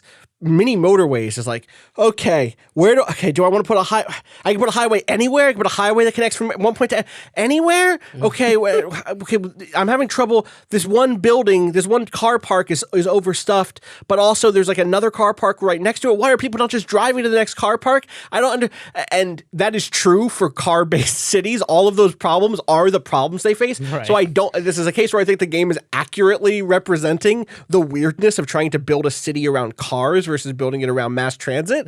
But it also just makes it less fun for me moment to moment. It's still, I'm going to put more time into it. I've only put like an hour into it or something like that. So I really got to sit down with it some more. Rob.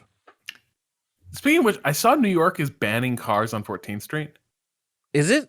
Is that true? New York, like literally congestion in at least in Midtown is so bad, I guess, or lower Manhattan. I missed this is sick. They're they're experimenting with like just shutting off private vehicle traffic on certain key roads. The plan will restrict traffic to buses and trucks on 14th Street between 3rd and 9th Avenues, but still allow delivery and local resident vehicles on the stretch. You know what? Good. Hell See, yeah. this is that's the new urbanism is a clear and hold strategy. So yeah, back to Ghost Recon at this point, or close combat, I guess, right? We don't have time to get into the problems with car culture in big cities. We don't have time for it. Please, I'm begging cities. If you're a city planner, please invest in mass transit. God. Please convince the local politicians to support the thing that you probably already believe in, which is curtailing car usage inside of big cities. Every summer they do the thing in New York where they like shut down one of the major avenues for bike, like make it like bike and walking only. Mm-hmm. And it seems fucking rad. Yeah. It's like a different, watching footage from that stuff is like, oh wow, this is a different vision of what a city could look like. It's incredible. Anyway. Well, and the nature of traffic is it just fills up any available arteries you open up to it. It is a fluid. So the idea of, if we shut down this road, the world will end because it will jam up these other roads. Those roads will be marginally slower, but what you get is an open walkable area that people hang out in. Like, listen, I love cars. Fucking love them. I love driving. You do a driving. You do a podcast about cars, Rob. Yeah, but... No, I fully have jumped on board with the what we need to do is get these things out of our cities. Cars are like mechs to me. I know that sounds surprising, but here's what I mean. I think mechs are dope. I love video games about mechs. I love shows about mechs. I don't think mechs should exist in the real world. Likewise, cars are cool. Wow. Did you see that mech that motherboard's gonna buy? I don't know about... My point is, I should have a mech. I don't. None of us should have mechs. Living a good life without a mech should be an option, right? Like you shouldn't be required to buy a mech so you can get to your job. Yeah. Exactly. But if you have the passion for mech ownership, then if you were born in the colonies, I think basically is the truth here is that like the ways in which building culture around individual ownership of cars has transformed the country, has done bad things both to the environment, to the way people live their lives, to the way cities are districted, and the ways in which people have access to things like food, the way that people have access to things like decent education. Like that stuff all intermixes in a way where I'm not like, we should wipe cars away, but it turns out the policies that shook out because of the assumption that everyone had access to cars, not fantastic. Yeah. Anyway, cars are allowed to exist. I'm not taking your car away, Patrick. I love driving. I would love to drive a car today. I would love for my, living in suburbia, you're sort of screwed. But I actually like driving too. I like listening to podcasts and audiobooks and driving. I like going through Iowa. Just like, man, there's nothing to look at. But that's cool to just zone out. But yeah, if I didn't have to drive, I wouldn't. Right. If we had great trains you can take in this them country. away. It's fine. If you replace them, you know what? It's like your insurer. If you replace it with a system, my god, we're really in the weeds on this one. God. Anyone else playing anything? Did you play anything else on Apple Arcade? Oh, anything else that you? I mean, I'm trying to figure out if there's any other games. There's a couple I want to shout out. I did not. I won't go into them. I played sort of like a mission-based tactics game called Spaceland that I did not like at all, and is exactly like a game I would have paid $3 or would have been free to play that I wouldn't have liked 3 weeks ago. Before Apple Arcade launches. That was part of my various day lives. Like, this game is trash. Right. Right. You shouldn't pay for it, and I think there was lots of ways that it is deeply problematic and troublesome to look at Apple Arcade as like an easy way to sort through trash, but like from like a purely consumerist perspective, like you shouldn't pay for various day life, and it's nice that you pay $5, can try it, and then go cool. Nope, delete. Same with the other high profile Japanese game. I don't know how to pronounce Shinsekai. The Capcom like underwater Metroid inspired game. Right. Also not good at all. I thought maybe it was just the touch screen controls, but I played that on my Apple TV with a DualShock, and it was not any better. I played very little. When Cards Fall. Have you tried that? I have not tried that yet. I want to try that. I tried this city builder called Outlanders, or I guess it's more like a settlement builder called Outlanders that has like a very nice look. You were playing as homesteaders. I think that I need to play more of it to know if it's any good, but like the basic interactions seem solid. I think the big thing here that I'm actually running into with a bunch of these games is I don't necessarily love, some of them are not sized for screens. Right? Like Grindstone, clearly a game to be played on a phone. But even like mini-motorways, Mini-Metro was great because I know I'm going back to the same game, but Mini-Metro just like worked on just a phone. You weren't clicking and dragging to move a camera around a map. Mini-Motorways is probably fine on an iPad, but on my phone, I'm constantly like struggling to like pinch zoom and move stuff around. And there's a number of games that are built in that same way. Outer Lands also feels that way, where it's like, I'm having that problem. I just want things that fit on my phone, and that is it, Yeah, it'd be nice if like somehow you could sort by like best, or just best for phone. I don't know how they would best for phone or something like that. Because like, I have an Apple TV and an iPhone, but my iPad is old. It's I think an iPad Air 2 from like 2013. So like it's fine for like Twitter, although now it's just like the iPad my daughter uses to stream Netflix, and it doesn't get software updates anymore. Like I think they cut it off like 2 years ago, so it's not even going to get Apple Arcade. Right. So then I looked into it. I was like, well, okay, my daughter's not in school yet, so that's usually around the time when like so much educational stuff can happen through an iPad that like you would think of maybe buying one so she could have her own thing, because those fucking devices don't have multi-user support yet, which doesn't. Anyway, I looked into it. I was like, okay, what do iPads like cost? Like I haven't looked at an iPad lineup in like a long time.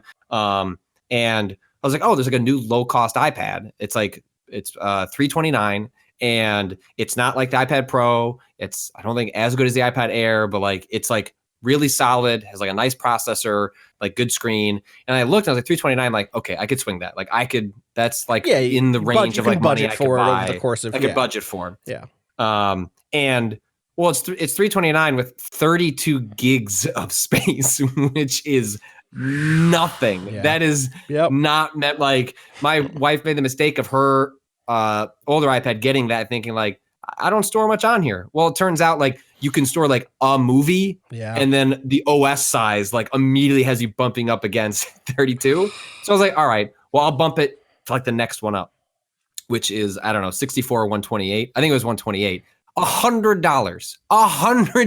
That goes from $329 to $429 to immediately me being like, okay, well, maybe I'm just going to deal with it on my phone, because that's just ridiculous to the amount they are. That is fucking criminal to charge that much for memory in a device. Really ridiculous. Weird. Criminal Apple prices? I'm not. Even as someone that largely owns Apple products, in no world will I defend him on that. No, it's bad. I'm in this place where I should note my phone when I talk about like screen size stuff. I'm on an iPhone 7. I don't have any plans to get a new phone yet because I don't like any of these new phones. My battery is dying in this phone. I need to get it replaced, which is exactly that sort of excuse that you justify. Like, oh, well, I could just get a new phone now. But I like in the past, this is the moment I would have, right? Like going from an iPhone 4 to an iPhone 5 or whatever was definitely my battery is almost dead. My battery doesn't retain a charge anymore.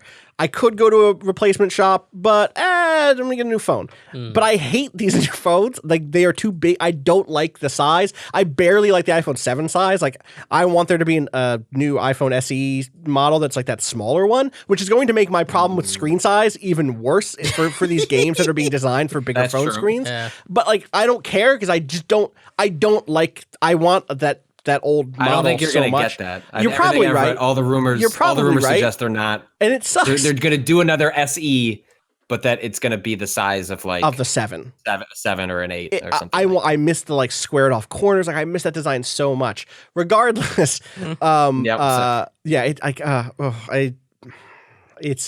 I know that this is a silly preference to have, but the point is I'm going to keep this phone. I'm just going to replace the battery. I'm going to be like a good citizen and like not contribute to e-waste as much as I normally do. But the thing that I was actually going to connect to, Patrick, was you're talking about memory size, you're talking about screen sizes. You actually got a Switch Lite Nintendo sent you a Switch Lite over the last week. And I'm curious, we're talking about all this stuff, screen sizes and usability and all that stuff. How has the Switch Lite been so far? Oh, it is a toy in like the best way possible. It feels really solid.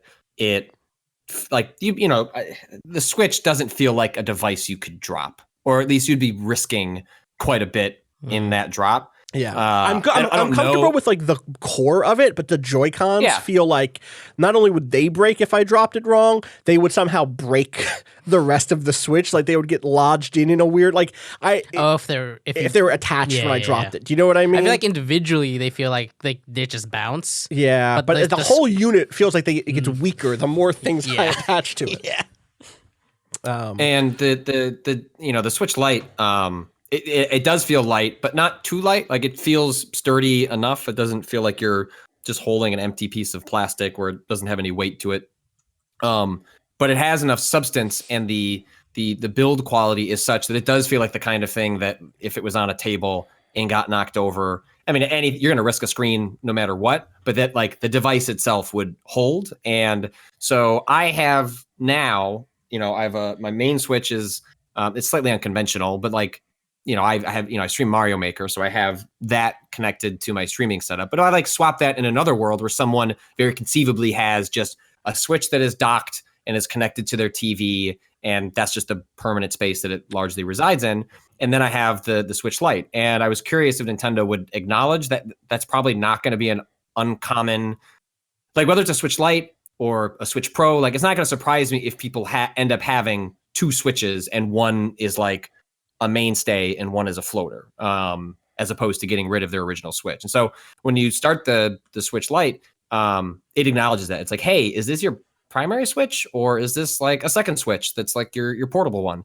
So I said it's my second one, and then so I attach my profile to it. And then it, works sort of. So, and I haven't done the thing that I need to, which is that the Xbox One and PS4, like a lot of like video game devices have like a primary designation that will let you play games. Let's say you got one at your parents' house or your girlfriend's place or whatever, and they're like, you can play your games, but it has to authenticate with a server in order for it to like check the license. And the Switch does do that. So you can switch which the primary one is, and what I need to do is make my home, so the one that is docked, always connected to the internet. That one should be the primary. That one should be the secondary one. So it's always checking those licenses.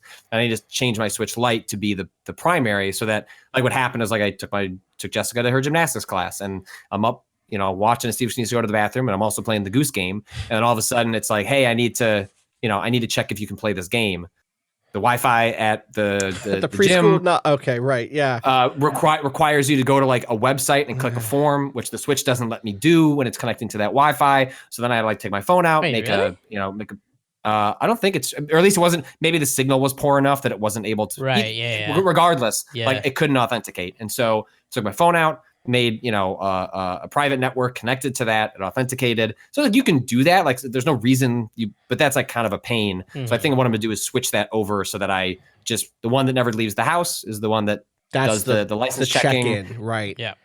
That feels it doesn't let you do it doesn't let you do that though up front. Like I wish it had said, hey, would you like to make this the primary? I think I have to go into like my Nintendo account, disable any device as the primary, and I think the way it works is that the first one that logs in next then becomes the primary. It feels so weird in some way to make the home one the non-primary one. Yeah. Just because of the way I prioritize spaces in my own life, but I guess it makes sense. I don't think it should authenticate, period. I understand why it exists the way it does on the Xbox One and the PS4, but the Switch is way closer to a phone or an iPad than it is just conceptually.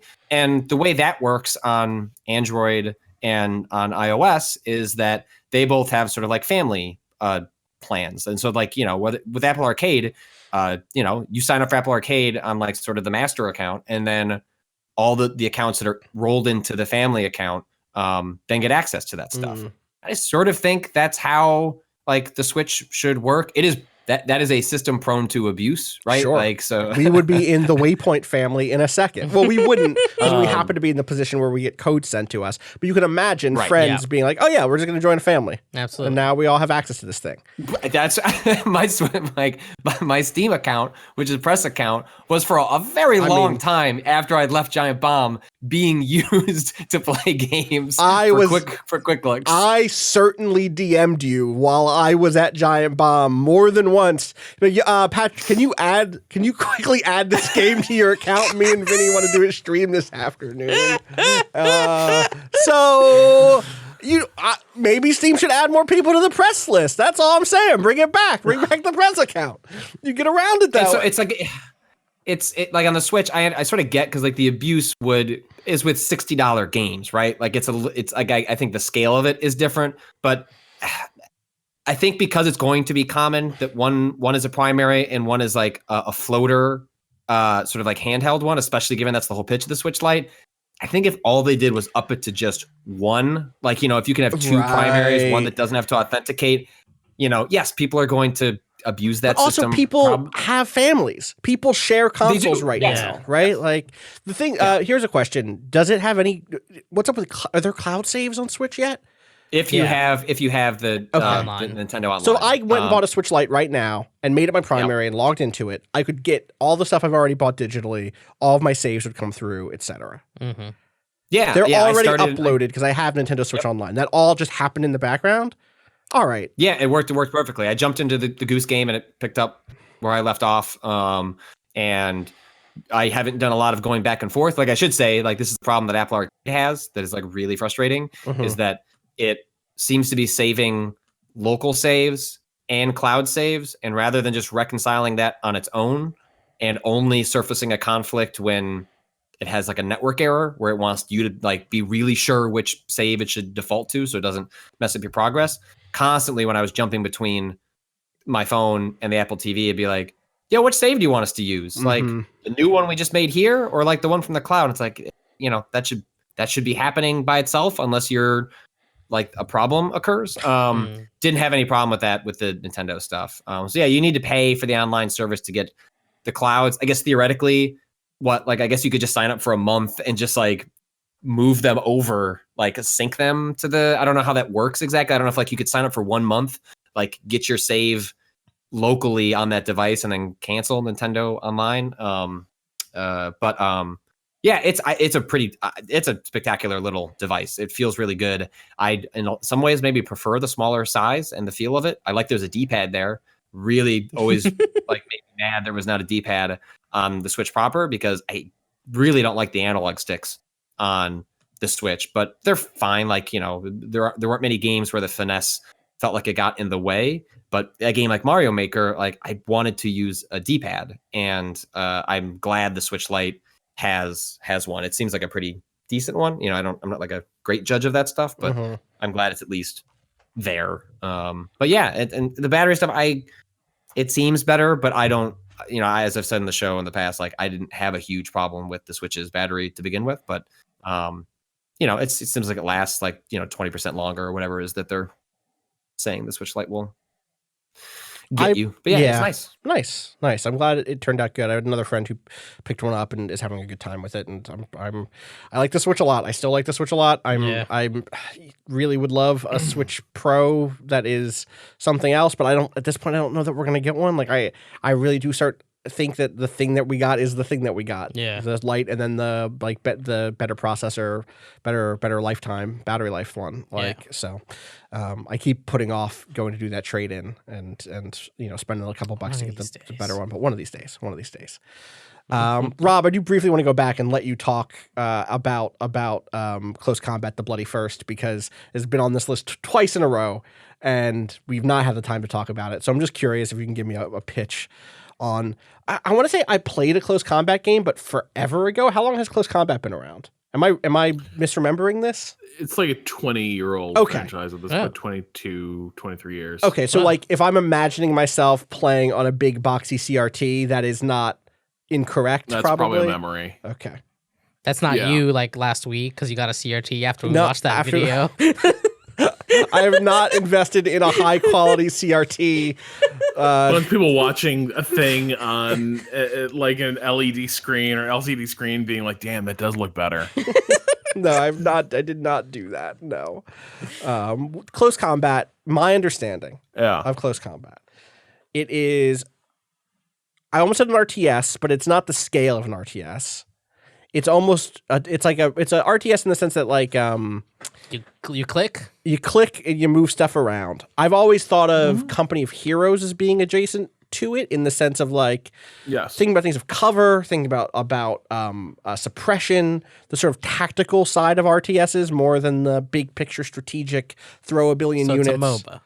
It's not a MOBA, or I don't know. Rob, is Close Combat not a MOBA? Damn it, not a MOBA. No, but actually, Company of Heroes is a good reference point because that was kind of the RTSification of Close Combat with the same ideas of cover. Troops can be suppressed. Troops can break and run like hell. Close Combat just makes that its primary focus, but it is meant to be at least a more simulation style war game. At the time it came out, what sort of distinguished it was twofold. One, it did operate in real time. Everything happened simultaneously, basically. There were no turns. But the main thing that set it apart from a lot of other war games of its time was this notion that every individual soldier had was kind of an individual unit with traits, strengths, abilities, and their own morale. Cool. And so a lot of war games tended to abstract the idea of people getting suppressed or just breaking from the strain of combat, in that an entire unit would freak out at once and basically stop fighting, would begin to run away uncontrolled. With Close Combat, the idea was that, well, we're doing this on computers now that are way more powerful and flexible than the board game systems that a lot of war games are imitating, so we can get really granular. And the other thing that made it interesting was that how soldiers reacted to combat was somewhat unpredictable. And so most people would sort of follow the expected progression of being calm and ready for action to coming under fire and being a little antsy to being pinned down, hiding in cover to running like hell. But some soldiers might turn out to be really good at war. Right. And so you'd see like a squad of rookies and like 4 of them might break at the first time they come under fire. But one of them just kind of hulks out and single-handedly wipes out a German machine gun nest or something. And that would be a thing that could just happen. And the game system was, in addition to being some kind of tactical war game, I guess it was kind of we didn't really have this. We didn't think of games, and certainly not war games in these terms at the time, but it did generate a lot of narratives. And that was one of the appeals of this game, is when you saw these battles play out, it wasn't just you were seeing tactical moves being resolved. It was also that you were watching your little dudes wage life and death battles with each other, and some of them would surprise you. Some of them would die heroes' deaths. Some would, absolutely turn to the dude at the end of Saving Private Ryan who freezes on the stairs up them. And so the series began that way, and its initial campaigns focused on Band of Brothers type campaigns, infantry combat in France in World War II. And then they started getting increasingly focused on like tank warfare as they went to the Eastern Front. So that is, I think, where I must have played, because I remember the close combat games that I played being very tank focused. Which was not what you were describing. Yeah, I remember being like, oh, there's something cool here in contrast with the RTSs. I was coming at it as someone who, like, I know war games exist, but I'm not in that, like, I'm not in that scene. I don't understand that scene particularly well as, like, a teenager or young 20-something, whatever, when I was playing these. But I remember thinking, like, wow, these are really compelling in contrast to Command and Conquer's vision of what war looks like, but still not quite having the experience you just described about the earliest games in the series because of the tanks specifically. So I don't think focusing on armored warfare was ever to that series' advantage. Then remember, these were originally Microsoft games as well. They were made by Atomic Games, which is a division at Microsoft, a studio under Microsoft. The series was shut down by Microsoft. It was sold to Slytherin, which is kind of the big computer wargaming publisher. And they made some versions of this that were a lot like the old close combat games, but to me, they always had kind of a bigger than before vibe to them. Right. Which was just, hey, like the previous games focused on like 10 squads or so fighting. What if we expanded that to like 20? And at that point, you start losing that connection to the battlefield that made it so interesting. This one, they've gone in a really different direction. They finally made it 3D. And it turns out that is meaningful because all the previous close combats had terrain, but they were 2D sprite-based games. And so you'd be looking at this top-down, like almost like aerial reconnaissance or satellite imagery of a battlefield. And to you, it might look perfectly flat. And then you start using the line of sight tool to figure out like where the lines of fire are. And it turns out there's a ton of little like hillocks and like ridges that you just can't see. And that's kind of a deal breaker in a war game, not being able to read the terrain at all like that. Yeah. So the switch to a 3D engine gives a huge quality of life improvement just on that score, and kind of does make a good case for why a 3D close combat is even a thing you might want in 2019. And I don't know, I'm in a weird place with it because this is a series that meant a lot to me growing up, and this conjures a lot of that, but I'm sitting there playing it, and also I'm just not sure it really lives up to that legacy. What is the thing that's holding you back there? So there's a few things. One is that Slytherin, in general, I would say a lot of their games tend to be known for not amazing production values. And so while the voice acting always could be a little campy and over the top in the close combat games, in general, the barks were okay.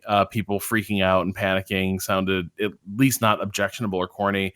Here, units do not stop talking, but they also sound like voice actors being given bad direction in a studio. And so, like, literally, like, a squad of American troops will be coming under fire, and you will hear, the way you will know that is you will hear again and again and again over the course of a 30-minute battle, I can't take it anymore. I can't take it anymore.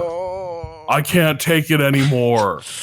That's the only bark they have for a guy breaking. That's the sound of like a dude not like being able to take it anymore is what it sounds like to me. Yeah. Yeah. And so like the thing is, on the one hand, like everything sounds really good, like all hell is breaking loose. But then every time your characters talk, you're like, oh yeah, this is kind of a budget war game, isn't it? You're just going to keep making that sound. The other part is, so the conceit of this game, the reason it's called the Bloody First, is because its grand campaign tries to cover the campaigns of the 1st Infantry Division, the Big Red One. And that is a notable unit because that is one of the few formations to have fought in North Africa, Italy, and in France in World War II. So pretty much everywhere the U.S. Army saw land combat against the Germans, the Big Red One was there. But that also means you start out the game, like a good portion of this game is in the desert. And again, infantry-focused game.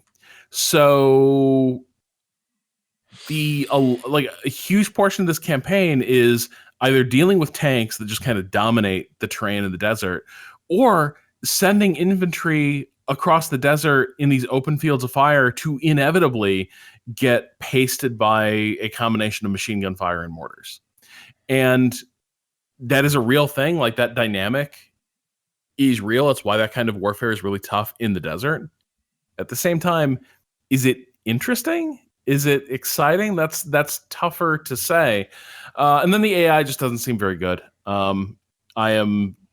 It doesn't really know what to do about mortar fire. So you can just start, like, the minute you spot German troops, for instance, walking in the open, your mortar can just start dialing them in and killing them from range. And there's nothing they can do. I mean, that is like one of the recurring issues I've had with, not issues, but like, one of the more interesting dilemmas of war game design, especially of like World War II war game design, is when players can act as if they have perfect information and things just like, yep, okay, we see them, then the mortar hits, because in a game that's supposed to or aspires to a certain degree of realism and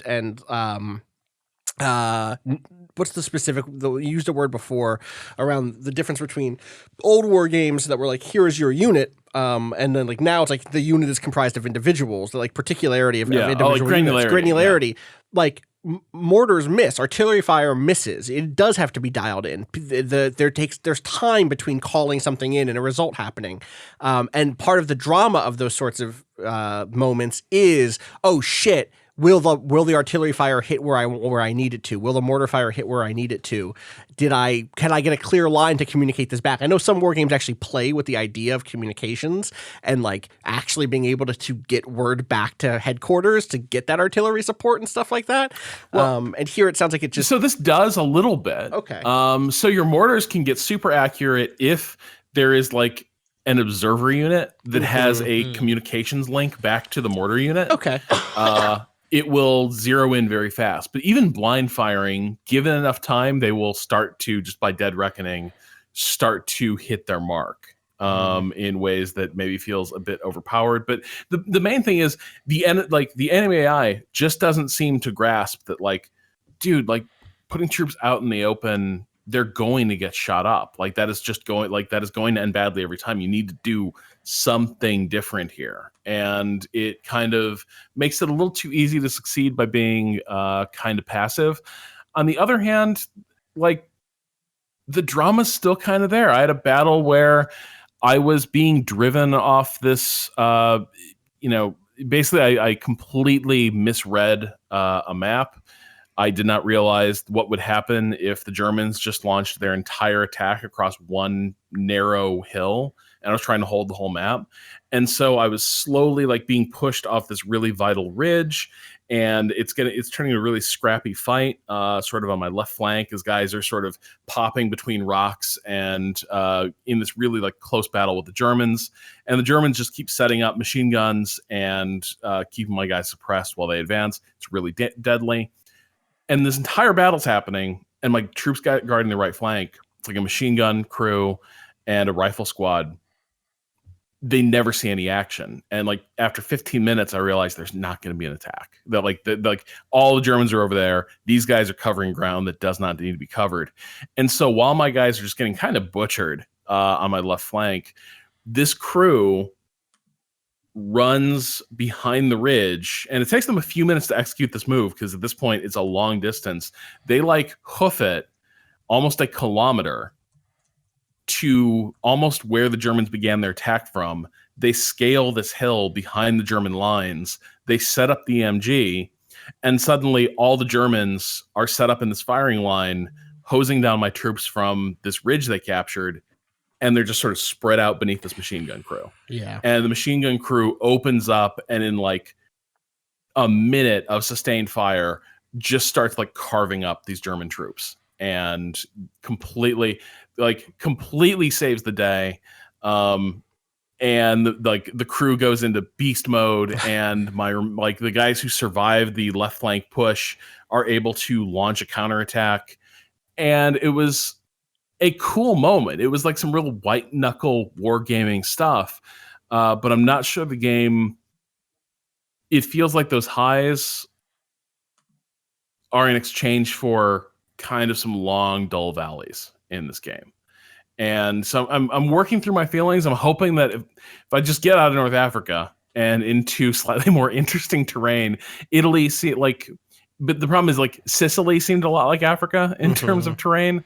So I don't know. It just feels like there's a bit of a mismatch between what the game is great at and then what its subject matter is, and then the low production values in some key places really hurt it. This game would be so much cooler if this stuff was very evocative at all, but you really have to be willing to do what I just did, which is kind of like read into the simulation and interpret it and create the story that the story happened. You can see it, but you really have to work with the game to extrapolate it. Yeah. I am curious sometimes the games like this take a few tries to get right. This is the first one on this 3D engine. It's the first time this team is building in it. So who knows? Maybe there's an expansion that helps bring things better on board for you, or it's the start of a long running new take on the series. I hope it comes together for you. I know this means a lot to you, Rob. I've been there. Have I talked about Cube World? Which is out again today, by the way, and I continue to play it. I think I have 20 hours in it now. Nice. I did a whole other biome just briefly, and have continued to have a lot of fun with it. Yeah. I do think there's going to be a huge backlash. I do think the design decisions that we talked about last time, you can go back and listen to the way progression works, is gonna like they've updated their main page at this point to be like, this is it. This is the game. This is how progression works. That is not changing. Or if it's changing, it's not changing anytime soon, right? And so I'm very curious. Maybe in 6 years. Yeah, another 6 years there'll be a new progression model added to the fucking game. Anyone else playing anything they want to hit briefly before we wrap up? I don't think I have anything else major. I think we've hit all the video games that I've actually played. Yeah. I've loaded stuff up super quick and then done the thing of don't really have time to get into something that deep. Yeah. So, all right. Well, we'll be back later this week for more stuff. There are other games coming out this week. Yes. Kato, the countdown is real. How close are you you logged into the work computer today to do some Destiny 2 shenanigans. I just needed to clear my inventory a bit more. I had to do some last spring cleaning before the drop hits. Yeah, I got you. Get the old out so you can bring in the new. Exactly. Well, I hope you have Very fun. excited. Is that dropping tonight at midnight? Is that tomorrow morning? When is that? Tomorrow at 1 p.m. Eastern reset time. It is down. The servers are down for the next 24 hours. Wow. Yeah. Wow. Is that why you doing get a lot of in? changes? Right. Sure. Yeah. Well, good luck. Godspeed to you, Excited. Kato, to all of our guardians out there. The perfect way to start spooky month. Moon's haunted. Moon's haunted. Here Cox we go. Pistol. Yeah. Not that many spooky moon games. Or Prey? movies. Movies. Movies. No. There was a bad found footage years back. A moon found footage? Yeah, it was like some sort of space mission to go land on the moon and something. Yeah, I feel like a lot of space horror happens on Ships, stations, then Mars. And then, or not prison colonies. Yeah, other and alien worlds. Yeah. Totally. Yeah, the moon. Moon's too close. You know what had good moon horror? The Dead Space series, and that's all I'll say about that. Yeah, bring back Dead Space. Yeah, bring back Dead Space. Happy Halloween season, everyone. I hope you're ready to change up your avatars. Hell yeah. You can find me and my new avatar. It won't be a new one. It'll probably still be Shadow Persona Austin again for this year. At Austin_Walker on Twitter. Where can people find you, Kato? At A_Kato_appears. What's your spooky avatar going to be? I always take whatever my avatar is and draw red eyes on it to make it spooky. Whatever it is already. What is it now? I think it's my face. Okay. So you're not going to get like a Pikachu or something? No. I'm going to be spooky me. Okay. I can only be the spookiest me I can be. No, it's Halloween. You can be whatever you want. It's a costume. You can wear a costume. If you want to. Maybe I'll be my guardian. A haunted version of your Destiny Guardian would actually be the most on point, on brand thing you could do. Well, they are ghouls, right? I mean, this is true. Yeah, the ghosts have brought them back from death. They are the undead. They are the undead. Wow. Patrick, where can people find you? What's your avatar? What's your spooky Halloween avatar? Well, often I just have one already. So, true. But I don't think I have one right now. Better get ready. The number's 5'2". Just put a Cleo Max jersey number is my avatar. Very spooky. Oh god. Yeah. Of all of the slashers out there, Cleo Mac very, very accurate with his slashes. Very easy to. I was trying to find it, but someone did. I'm sure we'll get into it very briefly here in a second. But Kirk Cousins under duress from Cleo Mac, and there's like specifically like a photograph of like Cousins running away and Cleo Mac just like chasing him down, and then someone positioned that next to like a photo of like Jamie Lee Curtis and Michael Myers, and it was very good. You can follow me at Patrick Klubik. My hope is to tonight get together I do an annual sort of like Shocktober list of like horror movies to watch, and I'm behind, but I have one more day, so hopefully on the couch watching football I can get that together. I think this year I think I've decided I want to do a theming, and so I think my theme is going to be around it's usually a mixture of the new movies, old movies I want to revisit, and then just whatever. And that's usually like digging into like old catalogs. But I think this year I want to do like a theming. I think this year it is going to be like Chopping Mall, Deadly Spot. Like I want like obscure things that will like kill you, and that's gonna like fill out the list. There's a really good one about a mattress that like eats you. Good. And I can't remember what that movie is called. That's called Deathbed, the Bed That Eats People. Yep.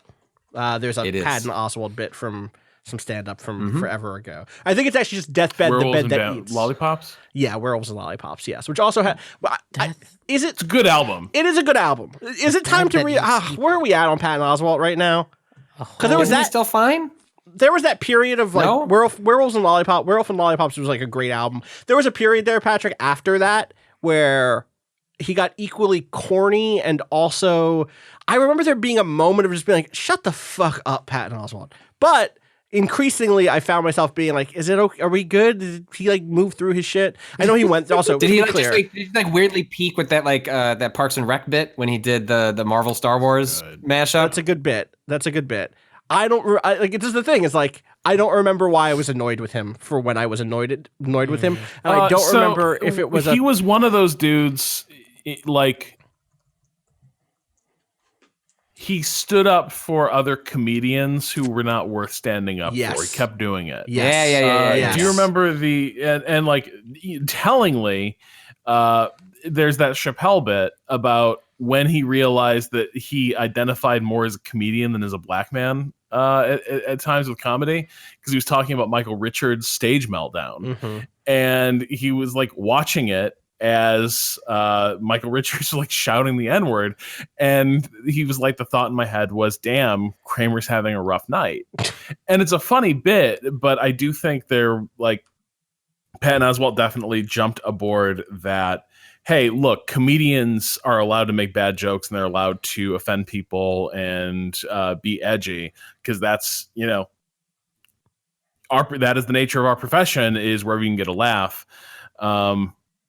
And I think he may have reevaluated that, but there's definitely a point where he was kind of anti-PC police because he saw it like going after too many comics. It was the thing that had specifically made me go like, come on, was him defending Daniel Tosh around a very shitty rape joke that was like just bad.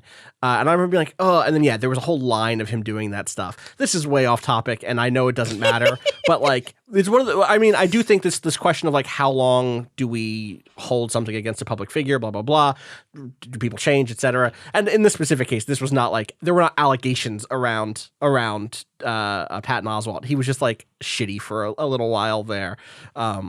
Anyway, I do think that Werewolves and Lollipops was a good album. Good comedy album. There's a really good story about if I'm remembering it right, a very good story about a Canadian comedy club incident that was very good. Maybe I'm wrong. Maybe I'll go listen to it after. It might be a different album. Is it? Oh well. Yeah. Well, he tells a good story at some point in his life. Someone should look it up. Posted in the forum thread.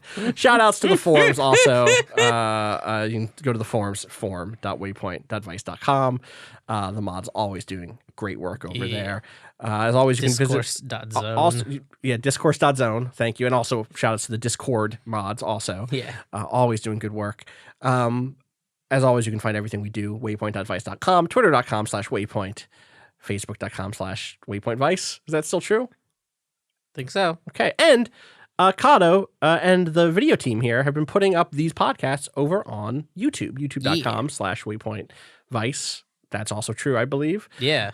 With like, there's not like a lot of video stuff happening there, but if you prefer to listen to podcasts via YouTube, you can do that now. Yeah. That's cool. We've even got timestamps if you want to jump around real easy. Very cool. Awesome. Well, thank you for doing that. I don't know why I was like, very cool. In the most like teacher looking at a student's like whatever teacher, your student like, comes up with like a drawing, craft thing, and like look at this ball of straws and glue I made. Very cool, Kato.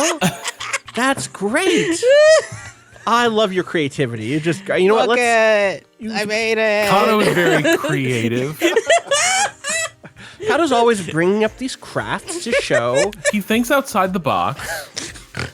I love it. So good. All right, everyone. We will catch you later this week with more on this very busy season of video games. Peace.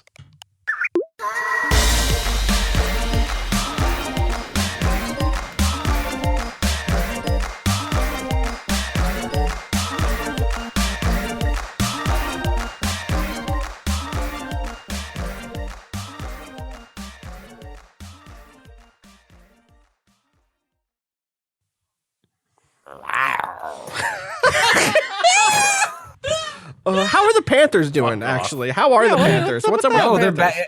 Are they bad right now? Here's what I want. I want Cam Newton to be injured for the rest of the year, but not in a way that's permanent, because his backup looked like it's pretty good. And then Mitchell Trubisky is a little iffy. Who knows what happens in the playoffs? We trade for Cam Newton. We get him in the offseason, bring him into the Bears. That's what I want. Their he retires as a Bear. Why not? Why not? That'd be fun.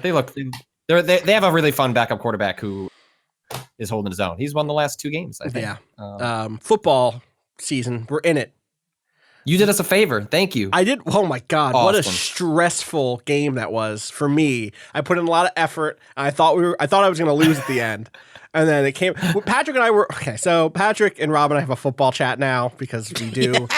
And because we don't want to like subject Danielle and Kato. We were just like pasting it into. So we have like a Waypoint Discord like for staff, and then like enough people like have gone through Waypoint that like we did like an alumni chat, and then like in one of those subthreads is a reads section, which is supposed to be like articles people have read that people find interesting, and it just like quickly became like sports links. Yeah. We put other stuff in there too sometimes. We have reads, we have listens, we have like, people have, we want to share stuff. It's sports and bad takes. That's it. That's what that is. Hey, look at this piece of shit. Look at this motherfucker. Sometimes those things overlap. more often than not, increasingly. But yeah, so that Eagles game was, to say it was like a nail biter is an understatement. It is just one of those things where, Patrick, the thing that you and I were talking about while that game was going on was that there is nothing, the timing was really bad. There's nothing as stressful in sports besides injuries, besides like really truly bad things happening. Then a like generationally great quarterback driving with a few minutes left on your defense with an exceptional amount of skill and talent, as you just feel like, oh, it's all going to slip away from me. This motherfucker is going to ruin my day. And that is exactly what was happening at the end of that Packers-Eagles game. It's just like I could feel it. Like Aaron Rodgers is so good as a QB that so underrated. He can just think. will it. Well, we're like at this point, 4 years removed from like when just like the most incredible, like 2014 around the time they won that Super Bowl, like just like an untouchable player, and he's still like he's an incredible Manning-esque figure, and that he has his football IQ is just unbelievable. But like I couldn't help but just laugh because your anxiety of like 2 minutes left in the game, you left him too much clock, which actually is any clock at all. Like he could have 40 seconds and like he'll still find a way to cut you. But it's just like Rob and I have lived that life for so many years. The thing is, of just here comes Aaron Rodgers. Part of this though is so familiar to me. Like I think at halftime I may have said to y'all like, oh, the Eagles are going to pull ahead and then we're going to fucking choke. Like I'm so used to it because I grew up in the Troy Aikman era of the Cowboys, which is he was one of those figures who would make you pay for leaving too much time on the clock. That has always been the Eagles experience for me. As I'm sure, again, growing up with Brett Favre at Green Bay, you felt very similar things of like, here is an elite quarterback who is going to make us fucking pay again and again and again. That was so stressful, and then the injury towards the end of that game fucking sucked. That game was bookended by there is injuries that you accept as part of a violent game, and in some degree you have to compartmentalize these as well. And just like if you say you like this sport, you have to say you're like not okay with, but like some of this there are two injuries that like just laid out two guys to start the game and to end the game. And then that kind of injury, like a guy maybe gets, sometimes there are injuries that look really scary and it turns out maybe just got the wind knocked out of them and they're okay, 10 minutes later. But these were injuries where like they cut to commercial break because the guy's not moving. They come back and they don't have a commercial to cut to, or they cut back again because like nothing has changed. And there was one Packers player that happened to, there was like Jamal Williams, I think it was the running back. And then someone on the Eagles. Avonte Maddox, who concussion. Cornerback, right? Cornerback, concussion and neck injury, which are like, this is the thing that pushed me away from the sport, on top of the racism of the owners, is like, you watch that play, no one... Yeah. You can't legislate that out, right? Like you can... It's just bodies moving around at high speeds. Right. He was hit by his teammate. Like that's the thing that is like even worse in some ways, is like the way the play figured out, the two teammates collided, his neck snapped back, and he fell to the ground. And it was this like... it was so hard to watch that stuff, and it should be hard to watch. Like, I'm glad it doesn't cut away to endless commercials while someone is being attended to and you don't get to see the cost. It's part of, like, if you were going to say you're a fan of, like, the sport at its height when it looks, like, beautiful, like football Ball at its best. flying like, through the air, et cetera, right? Yeah, like, it's in some level, like, a violent form of ballet. You also have to accept and, like, not pretend this isn't part of it. Like, it is, like, again, like, the sport is safer than ever, but a lot of that has happened for the quarterback, which in some ways cynically is just about protecting the marketability of the sport. It also takes generations to like retrain. Like you're talking about like people who are in the league for, I know the average time a person is in the league is only a couple of years, but like for players that have some distance, like they're in it for, 10 plus years. And I think you need to retrain athletes, how they hit from like, Pee-wee sports on up. And that takes a long time for that to filter through. And even then, even once you do all that, right? Like, so the Eagles play is a perfect example of that because just shit happens. Like people are running at like extremely high speeds in which the intent is to hit somebody. And two players who didn't want to collide. Most of the time, these collisions are someone trying to collide with the other person. You know, you've got Vontaze Burfict, like notorious piece of shit, who was coddled by the Bengals for just the longest time. Along, who's the other guy? Pac-Man Jones, I think, was the other guy who was just like part of a pair of just like, these are guys who, on some level, you want to, like, I'm sure these players, like, they like getting hit, like they like getting into the scrum. Like Vontaze Burfict was a guy who wanted to hurt people, and he just had his, I think, third suspension. And this time it's for the entire season because he has racked up. This is the guy who Jack Doyle, tight end of the Colts, was going down. Like he was fine. He was already touched by another player. Burfict comes in defenseless and just helmet to helmet jacks this dude and gets up. The refs throw him out of the game because the NFL has slowly moved towards what should be what college football does.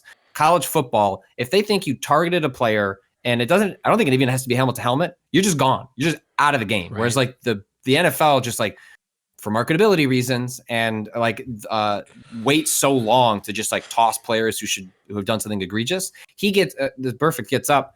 He's getting booed by the Colts fans, you know, rightfully so, and he starts blowing them kisses. Right. And it's just like, ban that guy from the league. Like it should have happened before, but like, so like all this stuff comes with the territory to some degree, but it makes, especially the moment you were talking about, Austin, where it's like the most electrifying moment as both a fan and like, where you're waiting to see if you're about to lose, like where it's like, oh, this is where trying to describe to people like, what is it like to, I think we did like a fan episode, you know, on Waypoints ways ago, but it's like, what is it like to cheer for something that you have no control over and yet have an incredible amount of emotional investment in? Like that moment you're talking about, where your back's against this wall, is like literally you hate to see it, but also it's what you live for. The non-injury part. Yeah, exactly. Right. Yes. Like that is the thing, is that like this is 20 seconds left or whatever. The clock is winding down. Elite quarterback driving on your defense. Can your defense make the stop to hold on to the win? Or are we going to get pushed into overtime where we will definitely choke because that is what the team does? And, you know, he throws a stunning pass to get them within, like, right there, right up against the goal line, is moving again and again, and then this injury happens. And it reminds you that the cost of getting that high-intensity, deep investment is these people putting their lives at risk. You know, I think this is going to be, I think Maddox is out with a neck strain and a concussion right now, week to week. Like, it turned out it was not something completely career-ending and life-threatening, but you know, you get hit a little bit different. You fall just a little bit different. We are very vulnerable people, and the padding helps. Like you said, it's safer than ever, but that does not mean that it's safe. So that was a really trying thing for me of like, oh, do I want to do another? Do I want to stay? How focused on this do I want to be for this season? Knowing that me watching or not watching is not protecting people, that I'm not leading a boycott of the NFL. You know what I mean? Like it's just about personal preference and personal comfort, but it was a tough one. Incredibly, that team ends up holding and getting an incredible win from a tipped ball interception. Like, you know, you would call it a storybook ending. The Packers were at the 1 yard line. Yes, with it's 4 plays, 4 downs. To be fair, didn't run a single time because they don't. I don't. Anyway, you would call it a storybook finish if not for the fact that someone was literally pulled off the turf with on a stretcher moments before. So that was my football week, and then watching some of your game also yesterday as y'all cut up the Minnesota Vikings non-existent. Like what happened? Hold on. First of all, the O-line. Okay, I'll let you speak. Hold on, just my wife and I realized this prior to this upcoming football season that we didn't really need cable anymore. The amount of our time is so limited that like we're the people that like wait till the season goes on a streaming service, you know, a season later, and there's so much to watch that like we're fine. And so it's like, what are we doing paying for cable anymore? Like that's literally doubling our cable bill. It's like it's $160 a month. So it's like, why not just get rid of $80? Like that's not an insubstantial amount of money, like over the course of a couple of years. So got rid of that. But then I realized like, well, how am I going to watch the Bears games? It's like, oh, okay. Well, you just get an antenna. Well, projectors don't take antenna. Like they don't have a built-in antenna. So you have to buy an antenna and then a converter box for it to go. Like, so, anyway, so I got all that stuff and it was only like $60 all told, which is less than a month of what I was paying to watch these games. I was like, so this is fine. But I don't know if it's the fucking tree that is in front of our house. I don't know if it was a cloudy day, but I got it set up. So any of the games that come on Fox or NBC is fine. But this game on CBS, I didn't account for CBS not coming in. And all of a sudden I just flick it. I turn off the Goose game, turn on the TV, get ready to go. Where's the game? Where's the game? Where's the game? Can't find it through this weird UI in this cheap box that I bought. And then I realized, like, oh shit, it didn't get picked up. And so I like rescanned it. CBS comes up, but it's all garbled. And so I'm sitting there. I found a place on the internet to watch the game on my phone while I tried to get this antenna. So like my wife is like holding the phone so I can like see the game while I'm like holding this antenna, getting it to the right spot. The only spot the CBS comes in clear where it doesn't garbled is somewhere where then she has to like run, get duct tape. And I'm like taping it to the window to get it in the right spot.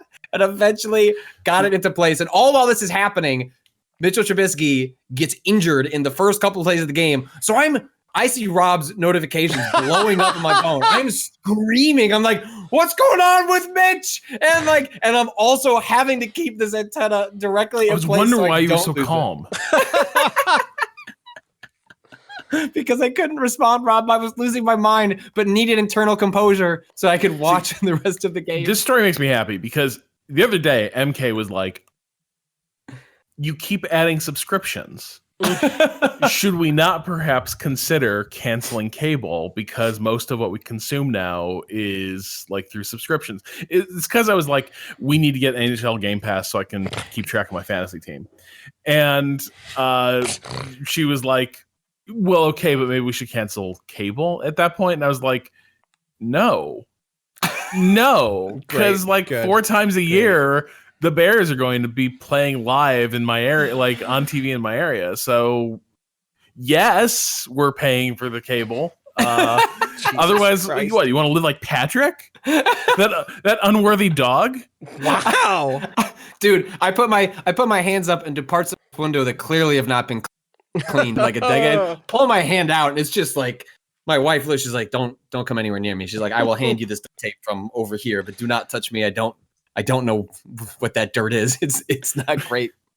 So this felt like, so going into it, Patrick and I had felt like this was going to be an important game. It's a divisional matchup. On paper, the Bears should be significantly better than the Vikings, but on paper, they should have been significantly better than the Packers, and they weren't. Mm-hmm. They lost that game, and every opponent they should have handed if you're you beat up on teams that are figuring it out and are below your weight, and that was true of everyone.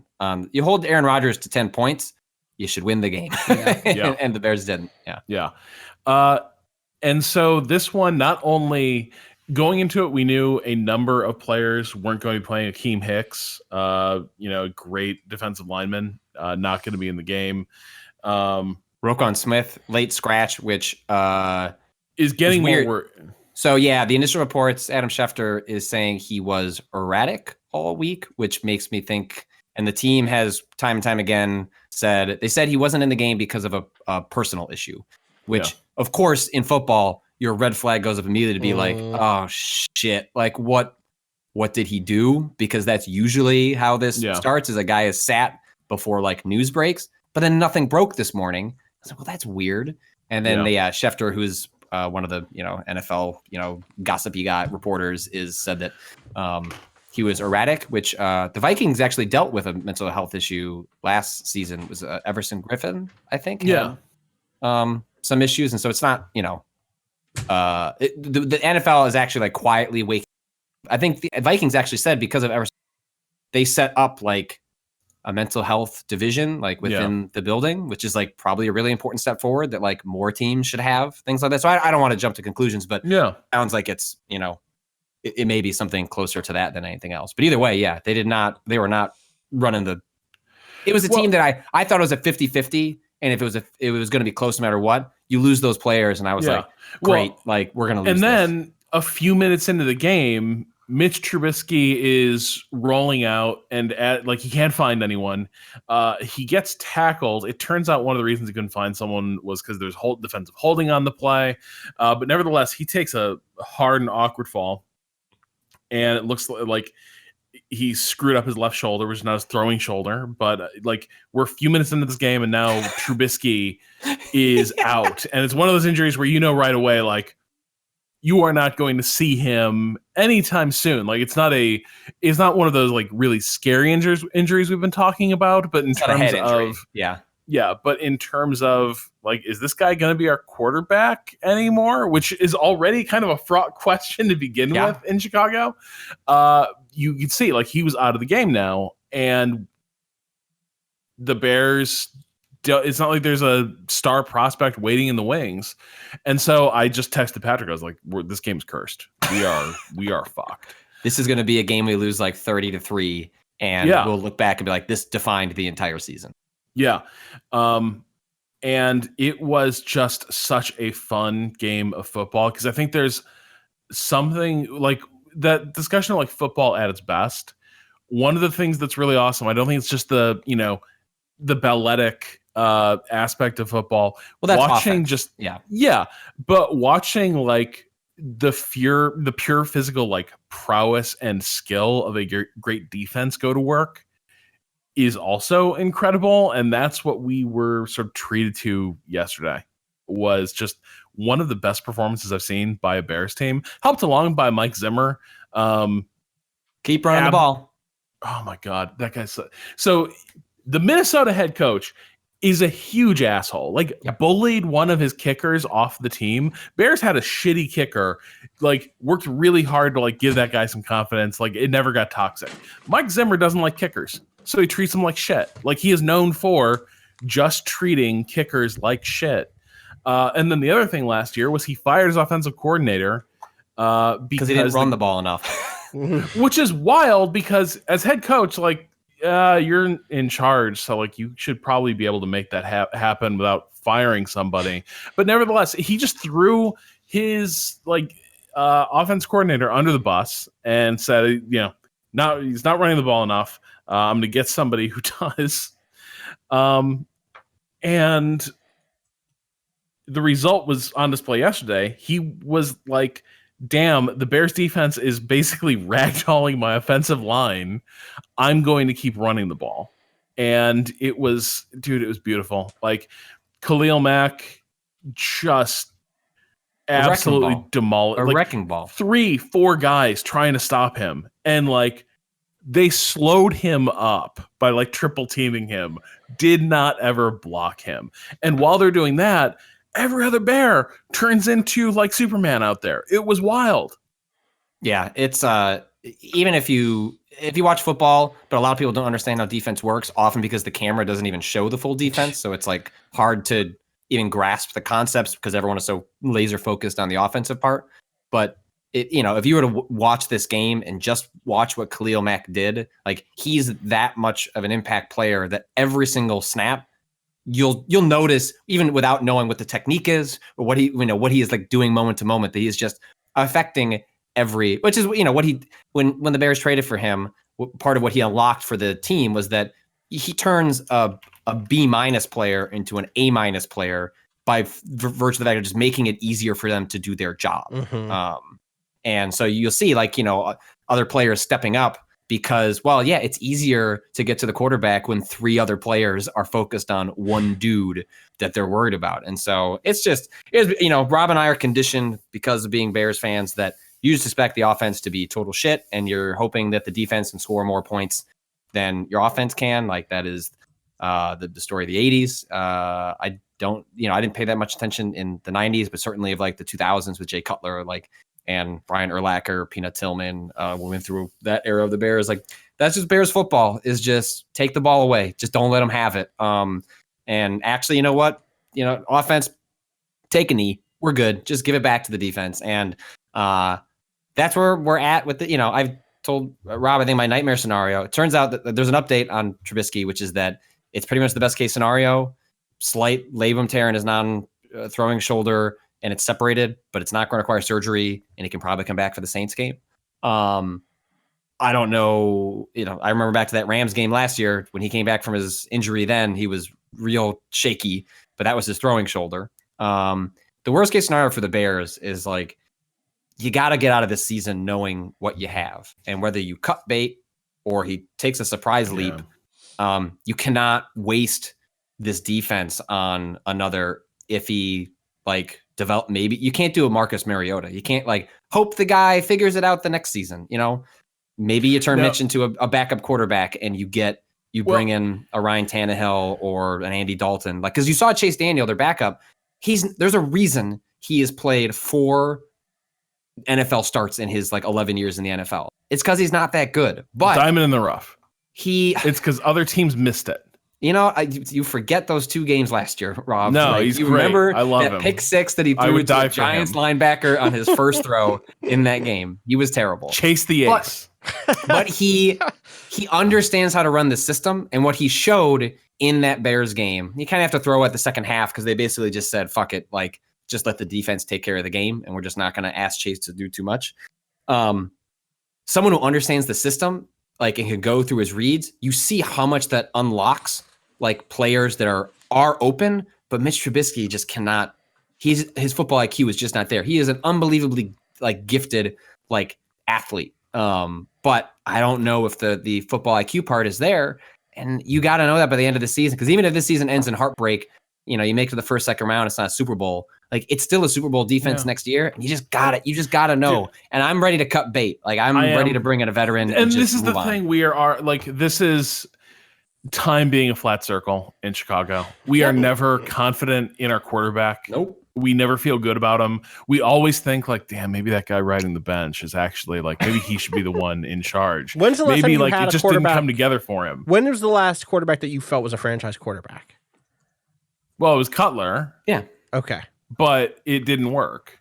Now, I will go to my grave saying that Mike Martz was the villain of that story. Yes. That, like, you got a quarterback who could have been developed, like, was developing in a promising direction, and then you broke him the first year. Like, you just let him get the shit kicked out of him, and he never trusted the team, the system ever again. If you drop Jay Cutler into this team, they'd go to the Super Bowl. No question. No question. No question. Some questions. But I think, but I'd feel more confident. I feel more confident about like Jay Cutler's football IQ. Like, than Mitch. And he never played with a defense like this. He never, like, he caught that defense on the downswing, and so it was like ships passing.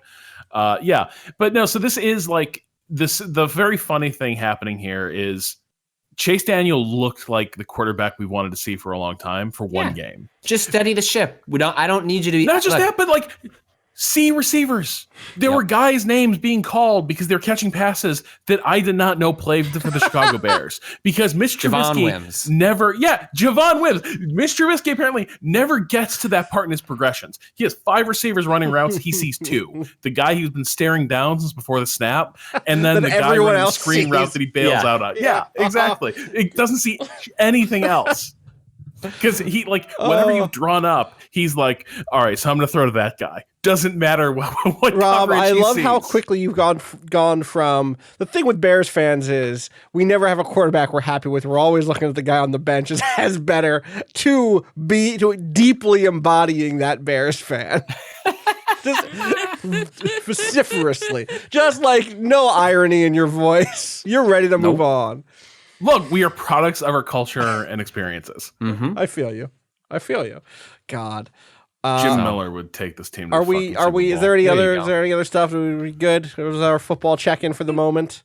Who's up? I'm mad that the Bills couldn't, given 9,000 chances by their excellent defense, could not put Tom Brady's face in the fucking mud. Well, the Patriots also like kind of headhunted Josh Allen. Oh yeah, that was a really bad hit too. Yeah, that dude helped. took a hit and then collapsed. Like his body just gave up until he picked up for being concussed. That was scary. Teddy Bridgewater continuing to do decently with the Saints. I think we can smother him though, Rob. He don't. I think so too. But But like my point is, last night's game was funny. Watching them just slowly. I root for Teddy Bridgewater. What the injury he had. I root for who the Cowboys are playing. I don't hate them, but at the same time, like Jerry Jones is so insufferable. Sucks, dude. Yeah, God, I love watching that dude take L's. Get the fuck out of personality. here. Yeah, fuck him. Yeah. Shout outs to the Browns leading the AFC North 2-2. What the fuck? Sure. That score that was a fun box score. Shout outs to the Jets, who the Eagles play next week, who are 0-3 and gonna give us a week. Take your win. You know, I hope so. Why are the Browns on top? Why are the Browns on top? Yeah. Maybe you haven't heard. Because they're the best. But the Ravens are also 2-2. I don't understand how football works. Okay, so funny thing, you know how they got to 2-2, Kato, is they beat the ever living shit out of the Ravens, who looked like a pretty good team at times this year, and definitely seemed like one of those 40 teams that to 25. Was that fuck? Yeah, dog. I wish I could be like, so now it's all about Baker Mayfield, but he was 101. He did one TD throw, so it's not like it was all. But he moved the fucking ball, so that's. Rob, I want to read you this quote. Khalil Mack told Deion Sanders on NFL Network that facing the Raiders this week is, quote, a game I've been looking forward to. I can't lie. It's going to be a big one for me. I forgot the narrative that not only are we going to play, he's going to play his team that would not pay him and traded him away like garbage. Oh my God, Rob. Well, also, what's the thing that Gruden's tried to say is like, he didn't even meet with me. Yeah, like, damn, like we could have reached a deal if only he'd shown a little more respect and like given me a chance to like shake his hand. And he was like, I want money. And they were like, can't give you money, won't give you money, but we will give you a firm handshake. Peace. That'll be a fun one. Good luck. Yeah. Have fun with the Raiders. Shout outs to my stepdad. So real quick, my dad's favorite team is the Browns. My stepdad's favorite team is the Vikings. Yep. So it's been rough in all of my patriarchal figures. All of my paternal figures have had some rough years over the years, especially my stepdad with me as an Eagles fan. Lots of moments of just like, he lives in South Jersey. Lots of Eagles fans all around. But good luck in the coming weeks to all. But for latent Freudian tension, it's fantastic. Wishing to slay the father figure. Times are good. Times are great. Times are fantastic. No, I love both my dad and my stepdad quite a bit, and I hope that their teams do admirably this season as it marches on. I think that's it. I think we're done. I think I'm going to put a wrap to this so we can go eat lunch. I do have a quick correction. Very important. I said Senator Trask before. Bolivar Trask was not a senator. He was a man of industry. He was an arms manufacturer who helped build the Sentinels. I was thinking of Senator Kelly, who was his ally in the U.S. Senate as part of the mutant registration program, of course. Yeah. Apologies to those affected. Got to get ahead of that. You might want to. Kato, can you cut that out? Put it at the top. Yeah, I'll put that at the beginning. You know what? In the current political environment, we are not that far away from someone suggesting automated drones that track certain subsections of the population. So, all right, that is for real going to do it. I'm going to go eat lunch. Bye. Bye. Yeah, bye. House. Loud House. Loud House is the name of my unproduced 70s horror film. Great. Welcome to Loud House. Loud House. Exactly. Yeah. It'll be a scream. Yeah, exactly. Honey, does this house seem a little loud to you? It's nothing. Don't worry about it. Yeah. God. We should make 70s horror movies. What was that one, the trailer that we watched that time in Hot Mic Mornings? What was that? It was like a killer mall or like some chopping mall. Chopping mall. No, it wasn't chopping mall. It was that was the bathhouse one. Right, you're right, because people get stuck in like steamed bathhouse. Damn, what was that one? It was a good one. Go back to that episode, find it again. Horror movies on it was like an exercise, like I can't remember what the it was like some sort of like it was like a whole place. Do you know what I mean? Like it was a whole I can't remember what that was. Man. Another movie, 1987, called Killer Workout. Ooh. I'm gonna watch this trailer. Good, great. You know what? Here, I'll just. You know what? I'm just let's gonna. link it. You know what? Let's just watch the trailer together. That's how we warm up today. We can do this, while we're getting ready. Hey, Rob. Hi, Rob. Hey, How's it going? not bad. We're gonna watch a horror movie trailer, Rob. Okay, Scotty, you ready to watch it? No, he's getting there. 1 second. Oh, Bringing stuff over. It's a whole thing. 2 screens. I'm gonna go to the bathroom. All right, where's this horror trailer? Yeah, let's watch the trailer for. All right, I see it. Killer Workout. I can't bring that yeah, up. this hopefully, hopefully this is fine. We can throw it out if it's bad. Yeah. You know? Yeah, that's true. That's pre-pod. Should we time that is? Should we just come in on this? We should time that is. Let's just come in. Oh on this. yeah, I gotta throw. I'm good. We can do this. Good. Okay. All right, I'm ready whenever. Let's do 43. Patrick, the thing I want to do here is I'm gonna do a thing where I'm like, it's the last day before things get spooky, and then I need you to interrupt me with just like this trailer, basically. Watch this or something, you know? Okay. All right. Okay.